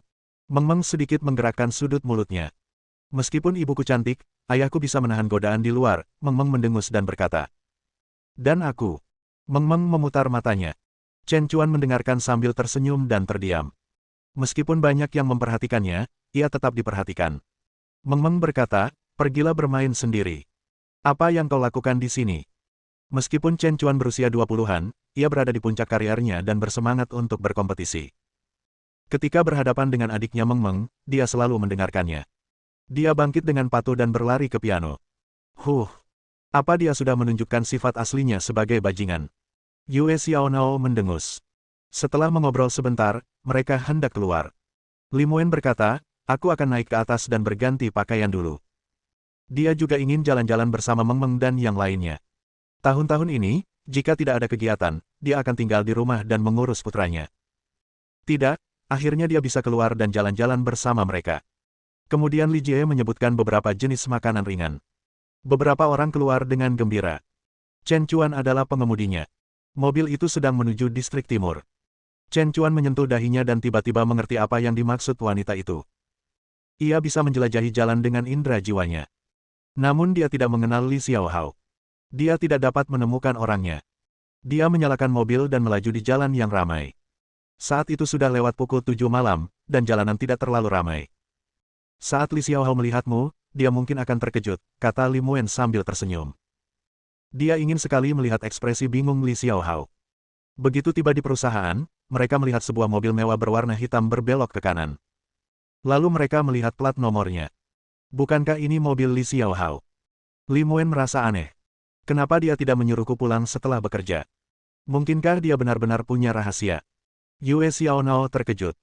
Ia bisa merasakan dengan indera jiwanya bahwa seorang wanita cantik berusia 30-an sedang duduk di kursi penumpang. Dilihat dari kerutan di sudut matanya, ia tampak 2 tahun lebih tua dari Li Xiaohao.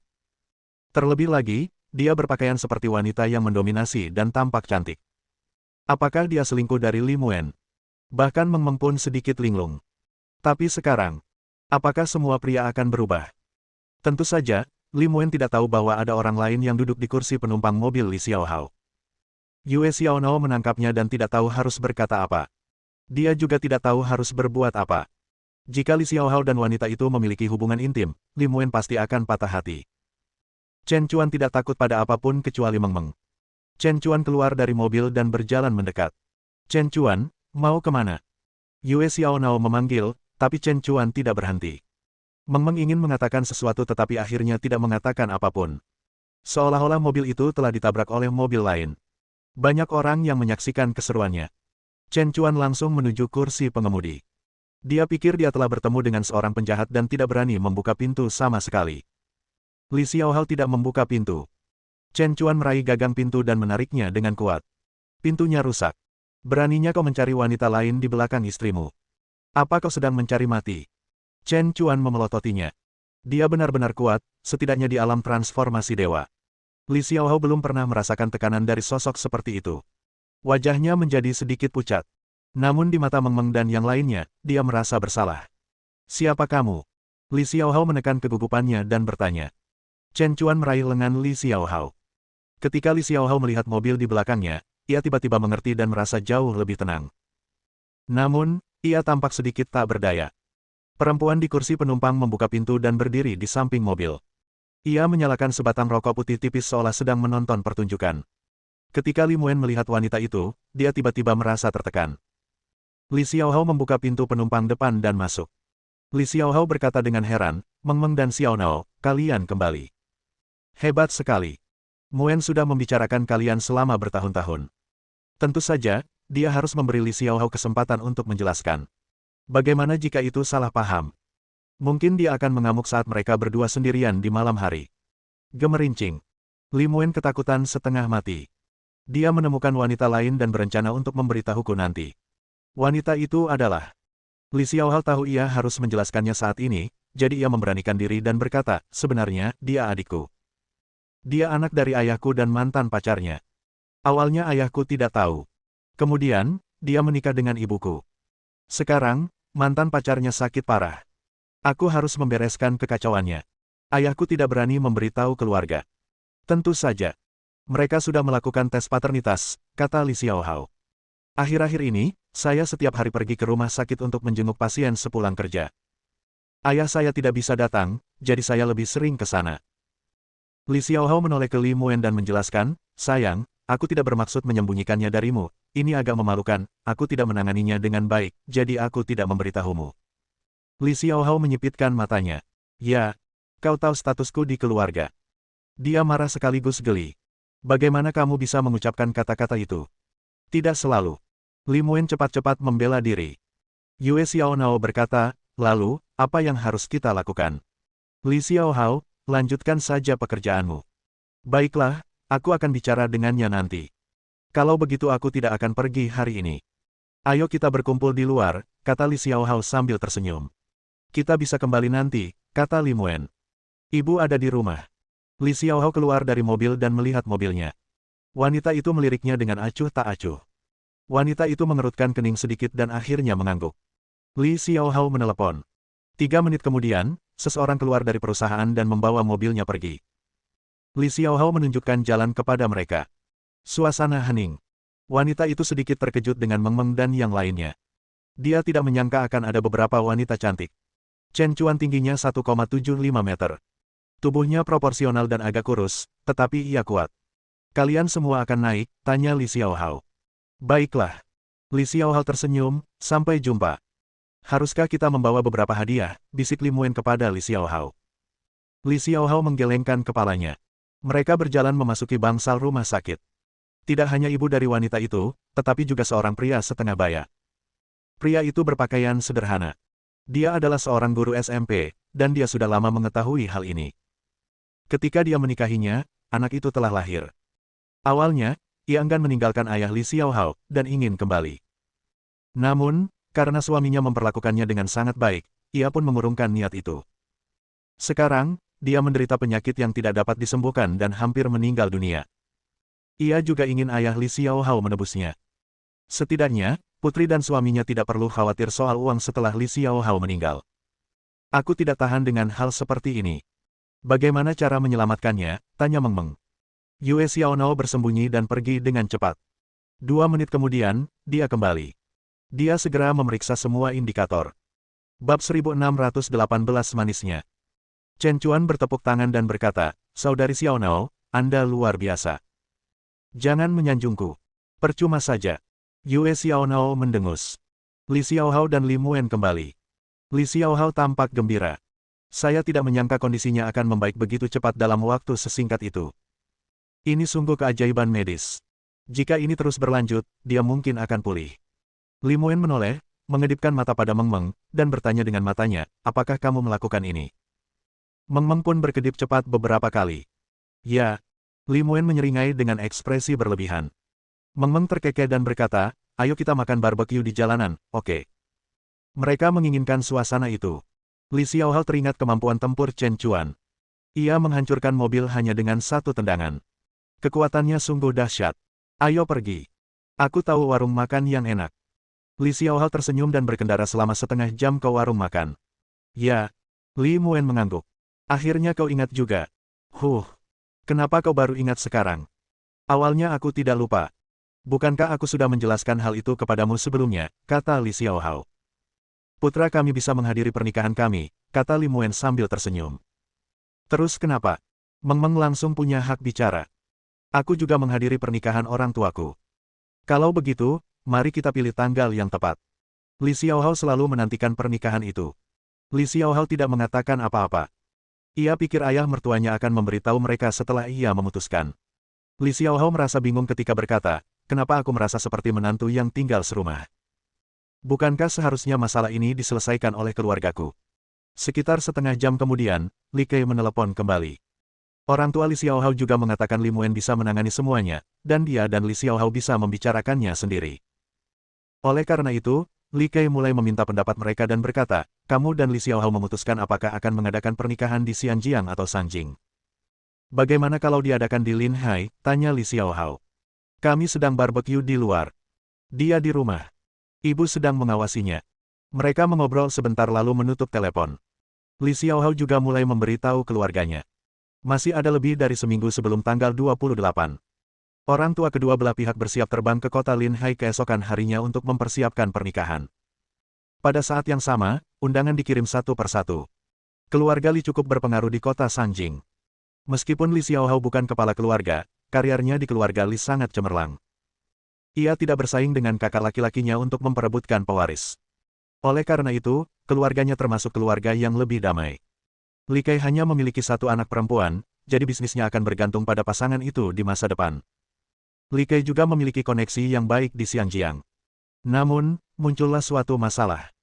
Di Hotel H, Li Muen bertanya di meja resepsionis. "Nyonya, ini bukan soal uang. Tidak ada tempat untuk Anda." Resepsionis itu menggelengkan kepala. "Sepertinya kita harus pergi ke hotel lain." Li Muen menatap Meng Meng dengan ragu. Sebenarnya, di mana ia melangsungkan pernikahan tidak masalah. Hotel ini tidak jauh dari rumahnya. Hotel ini nyaman baginya dan Li Xiaohao untuk pergi ke sana, dan hotelnya mewah. "Saya tanya dulu." "Jangan khawatir." Meng Meng mengeluarkan ponselnya dan menatap resepsionis. "Siapa nama bos Anda?" Resepsionis itu tertegun. "Saya tidak tahu. Saya pendatang baru." 5 menit kemudian, telepon resepsionis berdering. Manajer itu berlari terburu-buru sambil berkeringat. Kadang-kadang, hal-hal yang tidak dapat diselesaikan bahkan dengan lebih banyak uang dapat diselesaikan dengan menelepon beberapa orang. Setengah jam kemudian, semuanya sudah diatur. Kemudian Li Muen dan Li Xiaohao sibuk mempersiapkan pernikahan mereka. Sebenarnya itu sudah dimulai. Dengan beberapa pengiring pengantin di sini, mari kita lihat bagaimana mereka akan melewatinya besok. Orang-orang terbaik Li Xiaohao juga kuat. Mereka bahkan tidak bisa menghentikan satu jariku, Meng Meng mendengus. Ini adalah pertama kalinya bagi mereka merasakan pesta pernikahan sahabat baik mereka dan menjadi pengiring pengantin. Telepon Meng Meng berdering. "Pernikahan Muen akan digelar besok. Ibumu dan aku akan pergi melihatnya besok. Ayah dan ibu saya akan datang besok," kata Meng Meng. Yue Xiaonao berkata, "Aku khawatir ini akan menyebabkan keributan. Paman Zhang dan Bibi Zi akan datang." "Bagus sekali." Li Muen agak ragu. "Tapi tidak akan terlalu banyak orang, kan?" Chen Chuan berdiri di samping mereka dan berkata dengan santai, "Ayahku dan orang-orangnya, Paman Liu, dan klan Rong juga akan datang." "Tunggu saja. Banyak orang akan datang tanpa diundang besok." Keesokan harinya, Li Xiaohao pergi menjemput pengantin wanita. Meng Meng dan yang lainnya mengambil sejumlah besar amplop merah sebelum melepaskannya. Meski begitu, masing-masing pendamping prianya merasa sengsara. Mereka menggunakan kartu poker untuk mengoper tepung, meminum cuka, meremas papan plastik dengan wajah mereka, dan menari di atas pelat tekanan jari. Tidak mudah bagi mereka untuk menjemput pengantin wanita dan kembali ke villa. Orang tua memberikan angpau kepada kedua mempelai, dan mereka mengubah cara menyapa orang tua pihak lain, dan sebagainya. Ketika mereka tiba di hotel dan melihat, mereka terkejut. Li Xiaohao sedikit bingung. Begitu banyak orang. Para leluhur klan Rong, keluarga Mi, keluarga Wang. Di panggung samping, ada sekelompok bintang yang menunggu panggung berikutnya. Telapak tangan pembawa acara berkeringat. Instruktur Badan Keamanan Nasional, Ye Tianlang, telah tiba. "Apa sih Instruktur Badan Keamanan Nasional itu?" "Halo, Instruktur Ye." Tanpa diduga, seluruh keluarga bangsawan menangkupkan tangan dan memberi salam kepadanya. Ye Tianlang melangkah ke depan dan berkata, "Selamat kepada kedua mempelai. Semoga kalian panjang umur. Ini hadiah kecil sebagai tanda penghormatan." Dia meletakkan hadiah itu di meja eksklusif, di mana hadiah-hadiah hampir bertumpuk. Mendesis. Orang itu adalah Hong Wushuang, Raja Seni Bela Diri baru di kota Linhai. Ia membungkuk hormat kepada Zhang Han dan memberikan restunya kepada kedua mempelai. Ia meninggalkan mereka sebuah hadiah berharga. Qian Tianji adalah orang nomor 1 di kalangan seni bela diri di selatan. Dia berjalan cepat seakan-akan sedang terbang. Kata-kata berkat setiap orang serupa. Kepala keluarga Li dan orang tua Li Xiaohao merasa gembira. Pembawa acara cemas. Waktu yang baik sudah hampir lewat. Semua orang sangat antusias. Pembawa acara tersenyum dan diinterupsi lagi. Pemimpin Sekte Radiant telah tiba. Tentu saja, ini bukan yang terpenting. Pembawa acara menunggu sebentar. Ketika tidak ada yang datang, ia membuka mulut dan membiarkan semua orang berinteraksi selama 3 menit. Dia terlalu cantik dan menghalangi pesona sang pengantin wanita, tetapi sang pengantin wanita tidak peduli. "Lagu lama yang manis untuk sahabatku." Suaranya ringan dan menyenangkan. Itu memabukkan. "Sayangku, senyummu manis, seperti bunga yang mekar di angin musim semi, di angin musim semi." Bab 1619 akhirnya bertemu. Untungnya, tepuk tangan itu berlangsung lebih dari 10 detik dan berhenti. Lagi pula, mereka tidak bisa mencuri perhatian dari pasangan baru itu, jadi mereka duduk di sana dengan tenang. Semua hidangan tersajikan, tetapi tak seorang pun mulai makan. Orang-orang dari Gunung Bulan Baru tidak makan. Siapa yang berani makan dan minum di sini? Belum lagi peduli atau tidaknya orang-orang Gunung New Moon, tatapan mata bermusuhan dari orang lain pun mengerikan. Dia putra Li Xiaohao dan Li Muen. Sebenarnya, ini murni persahabatan. Dia mengucapkan banyak kata. Di bawah tepuk tangan semua orang, Li Jie berjalan perlahan ke atas panggung. Meng Meng selalu senang karena dia bisa menjadi putri Zhang Han dan Xian. Pernikahan megah itu berakhir begitu saja. Banyak tokoh penting tidak mendapatkan kursi dan berdiri selama lebih dari 2 jam. Namun, mereka tidak mengeluh. Mereka bahkan bangga bisa datang ke sini. Orang-orang yang hadir telah melihat terlalu banyak kejadian besar hari ini. Banyak orang penasaran dengan Zhang Han dan kelompoknya. Mengapa setiap petinggi menyambut mereka begitu mereka tiba? Setelah acara pernikahan usai, serangkaian mobil mewah dan banyak mobil edisi terbatas dibawa meninggalkan tempat parkir hotel yang penuh sesak. Lebih dari separuh lapangan telah dibersihkan. Li Muen dan Li Xiaohao resmi bersama. Ada pertemuan lain untuk para praktisi seni bela diri lainnya hari itu. Tentu saja, itu tidak ada hubungannya dengan Meng Meng. Meng Meng dan yang lainnya masih sibuk di villa dan akan keluar untuk minum di malam hari. Meng Meng, aku selalu berpikir Paman Zhang kuat, tapi aku tidak menyangka dia begitu kuat. Begitu banyak kekuatan besar dari negara lain datang hari ini, kata Li Muen kepada Meng Meng. Ayahku selalu bersikap rendah hati. Meng Meng melambaikan tangannya. Li Xiaohao membujuk anak itu dan menajamkan telinganya untuk mendengarkan. Bahkan sekarang, kakinya masih sedikit lemah. Semua petinggi negara berinisiatif berjabat tangan dengannya dengan antusias. Kami telah menerima banyak hadiah. Meng Meng berkata, jangan lepaskan perhiasan yang kuberikan padamu, meskipun kau melihat perhiasan yang lebih indah di dalamnya. Apakah Anda ingin anak Anda belajar seni bela diri? Yue Xiaonao tiba-tiba berkata, ini bagus untuk kesehatannya, dan dia tidak akan diganggu di masa depan. Terima kasih, Meng Meng. Li Muen terkekeh. Beberapa saat kemudian, Chen Yang dan pacarnya, Zheng Dan dan Eleve Zihan masuk dari luar. Kirim mereka kembali dan selesaikan tugasnya. Meng Meng memutar matanya dan berkata, duduklah. Kita ngobrol sebentar sebelum kita pergi makan malam. Orang itu hanya fokus makan, kata istrinya sambil tersenyum. Malam harinya, semua orang berkumpul lagi. Li Jie dengan patuh mengikuti neneknya. Kalau dulu, gerombolan pengiring pria genit ini mungkin akan berbondong-bondong mengejar wanita cantik. Tentu saja, mereka juga bercanda. Kita akan kembali ke Xianjiang sebentar lagi. Li Muen sedikit ragu. Setelah beberapa saat, mereka kembali ke Gunung New Moon. Ada banyak orang berdiri di sekitar paviliun di bawah pohon Thunder Yang. Gu Linli sudah bangun. Ayo pergi dan menemuinya. Saat mereka mendekat, Zhang Han berbalik dan berkata sambil tersenyum, kau kembali. Ya. Meng Meng mengedipkan mata besarnya dan menatap Gu Linli dengan rasa ingin tahu. Aku dibawa pergi, kata Gu Linli dengan linglung, siapa yang membawaku pergi? Penyihir roh hitam, kata Lisa. Penyihir roh hitam. Lagi pula, tidak banyak waktu yang tersisa. Banyak orang senang mengikuti Zhang Han keluar. Tempat itu didominasi oleh kelompok surgawi. Pembangunan planet penembakan luar angkasa sangat sukses. Konon katanya di sana ada seekor naga jahat. Wilayah astral surga luas berkembang dengan lancar. Zhang Han memberikan banyak sumber daya kepada cabang sekte langit luas untuk memperkaya rumah harta karun. Kemudian, rombongan tersebut berangkat menuju Ocean Astral Domain. Zhang Han sangat berpengetahuan dan berbakat seperti sebelumnya dan mengetahui hampir segalanya. Saya Gu Linli. Gu Linli menangis, tolong lepaskan aku. Apa yang dikatakan Penatua Bai membuat Gu Linli linglung. Dia punya 30 atau 40 tahun lagi untuk hidup. Dia telah bertempur selama bertahun-tahun dan mencarimu di galaksi naga perak. Tubuhnya telah lama rusak, dan dia hanya bisa hidup beberapa dekade lagi. Jika kau tidak kembali, dia akan mati dengan penyesalan. Ning Chen berkata dengan marah, kalau kau pergi, kau terlalu egois. Sudah berapa tahun dia menunggumu? Apa kau ingin dia mati dalam keputusasaan? Wajah Gu Linli sedikit pucat, dan dia sedikit tercengang. Apakah dia akan mati? Benarkah itu? Tidak. Bagaimana mungkin kita bercanda tentang hal semacam ini? Lisan tampak tenang. Itu benar. Dan aku tidak keberatan memberitahumu bahwa meskipun kau sudah pulih, kau hanya punya waktu sekitar 40 tahun untuk hidup. Kalian berdua sama saja. Apa kau masih ingin pergi sekarang?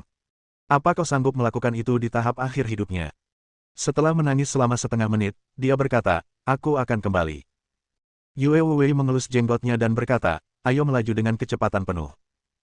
Mereka tidak menyangka ilusori si Manor, yang telah kehilangan begitu banyak kekuatan dan sekarang berkembang dengan baik, masih menjadi salah satu kekuatan utama di Ocean Astral Domain. Bab 1620 Pemusnahan Tim. Zhang Hanyang dan rekan-rekannya berhasil.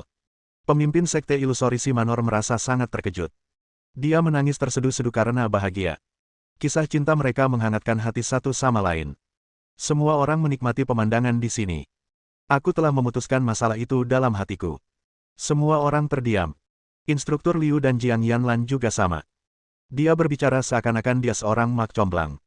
Kami tidak terburu-buru, kata Jiang Yanlan. Tuan, apakah Anda menindas saya? Musue mendengus tidak puas. Kong Linger, kenapa kau menyeringai?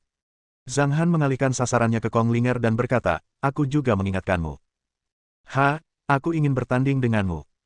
Baru pada saat itulah pemimpin sekte ilusori si Manor dan wanita itu keluar dari aula utama. Kau benar-benar berhasil, Zhang Hanyang. Terima kasih. Mulai sekarang, kau adalah dermawan Lite selamanya. Sama-sama. Ini yang kujanjikan padamu. Zhang Han menggelengkan kepalanya. Terima kasih. Kata Gu Linli. Lite sangat lugas. Ia berkata, aku tidak punya apapun yang cukup berharga untuk membalas budimu. Li kecil dan aku hanya punya 40 tahun lagi. Dalam waktu yang sangat singkat, kita tidak punya tempat tujuan. Kita mungkin bisa menemukan tempat yang indah untuk membangun rumah kecil dan bersenang-senang. Aku ingin memberikan ilusori si Manor kepadamu. Tidak perlu. Zhang Han tertawa. 40 tahun memang terasa singkat. Tapi dari sudut pandang tertentu, itu tidak singkat. Meng Meng memutar bola matanya dan tiba-tiba mendapat ide. Kamu bisa pergi ke dunia sekuler, yang merupakan dunia orang-orang biasa. Menurutku itu sangat menarik. Rata-rata harapan hidup mereka sekitar 80 tahun. Kamu hanyalah orang-orang parubaya di sana. Ketua sekte dari ilusori si Manor ragu sejenak dan menatap Gu Linli. Pada saat ini, Gu Linli memiliki sikap pemalu dan menyenangkan. Zhang Hanyang, Tetua Yue, silakan ikut denganku. Setelah mengobrol selama setengah jam, Lite memegang tangan Gu Linli, berdiri, dan berkata, aku akan membawamu ke tempat khusus. Meng Meng ingin mengikutinya. Ziyan, Lisa, dan Yue Xiaonao bangkit dan mengikuti mereka. Aku juga ingin melihatnya. Chen Chuan berlari mendekat. Zhang Guangyu, Zhang Mu, Zhao Feng, dan yang lainnya sedikit penasaran dan ingin melihatnya. Lite berkata, aku akan membawa orang-orang ini dulu. Aku tidak bisa membawa terlalu banyak orang ke sana, atau kita tidak akan bisa melihatnya. Yang lainnya duduk lagi. Setelah berjalan selama 10 menit, mereka masih tidak dapat melihat dasarnya. Di jalan yang gelap, ada cahaya di depan. Ketika mereka berjalan mendekat, mereka mendapati diri mereka berada di tepi tebing. Sebuah ngarai yang indah terbentang di depan mereka. Mereka semua kupu-kupu. Ada lebih dari 10.000 kupu-kupu di sini. Mereka sensitif terhadap suara. Saat aku membuka domain terikat, semuanya, jangan bersuara. Lalu Lite menekan tombol di sampingnya. Ini adalah hadiah yang telah ia persiapkan khusus untuk Gu Linli. Saat ini, ada beberapa orang lagi yang menikmatinya. Meng Meng berseru dan segera mengangkat tangannya untuk menutup mulutnya. Ada banyak pohon dan dedaunan yang bersinar dengan cahaya neon di bawahnya. Inilah Towering Sky Dew yang disebutkan Lite. Zhang Han tahu betul fungsi benda ini. Benda ini langka di antara harta roh tingkat 8. Itu adalah salah satu bahan utama untuk memurnikan beberapa jenis pelet obat berkualitas tinggi. Embun langit yang menjulang butuh waktu untuk berkembang. Akhirnya, ia akan mengendap di kolam kosong di bawahnya. Akan ada banyak kali ini. Itu juga karena mereka belum bangun selama bertahun-tahun. Zhang Han membalas pihak lain dengan teknik yang sama. Para pria itu berbincang dengan teknik transmisi suara yang ditunjuk. 3 jam kemudian, semuanya berakhir. Ini pertama kalinya aku melihat pemandangan seperti itu. Ketika mereka tiba di panggung batu, sesuatu yang menakutkan terjadi. Puluhan orang tadi duduk di sini dan mengobrol. Tapi sekarang mereka menghilang. Kemana mereka pergi? Aneh sekali. Ziyan mengerjapkan matanya karena bingung. Dia mendapati beberapa anak buahnya bersembunyi tidak jauh dari sana, jadi dia berkata, penjaga. Pemimpin sekte. Pemimpin sekte. Gemerincing. Apakah mereka tertangkap oleh orang-orang? Zhang Han menyipitkan matanya. Ada begitu banyak orang yang hadir, dan mereka semua adalah dermawan saya. Bagaimana mungkin mereka terjebak di wilayah saya sendiri? Kabar buruk, pemimpin sekte. Baru saja, seorang pahlawan wanita datang. Dia bilang mereka semua punya kualifikasi bagus dan langsung membawa mereka pergi. Mereka bahkan tidak bisa menolak. Mendengar kata-kata itu, semua orang terkejut. Apakah mereka diterima sebagai murid dengan paksa? Siapa si pahlawan wanita itu? Lite berkata, bagaimana ini bisa terjadi? Siapa yang membawa mereka pergi? Aku belum pernah melihat orang itu sebelumnya. Yang ku tahu, wanita itu istimewa. Bibirnya merah sekali. Dia muncul 2 jam yang lalu dan langsung mengambilnya. Alarm tingkat pertama. Ritter segera memberi perintah. Kirim perintah segera. Semua anggota ilusori Simanor mulai mencari. Sekalipun kalian harus menggali 1 meter di bawah tanah, kalian harus menemukan mereka untukku. Jangan khawatir, Zhang Hanyang. Ada batu kristal perekam di aula utama. Kita bisa melihatnya, kata Lite. Zhang Han mengerutkan kening. Dia takut kalau pihak lain itu adalah orang aneh yang berkelana di langit berbintang dan datang dari galaksi pusat atau bahkan laut bintang. Zhang Han dan yang lainnya tampak khawatir. Mereka berjalan memasuki aula. Ada seorang perempuan yang tersenyum di adegan itu. Bibirnya merah, mengenakan gaun putih panjang. Pedang tergantung di pinggangnya. Ia melayang di udara dan menatap semua orang sambil tersenyum. Apa yang mereka bicarakan? Ning Chen dan yang lainnya bergerak, tetapi mereka dikalahkan dengan satu tamparan. Gemerincing. Apakah ini benar-benar Master Abadi Linki? Mohon dukungan dari omom ante-ante sekalian, buat subscribe atau sharekan novel Mimin ke Facebook kalian, agar channel Mimin bisa terus berkembang.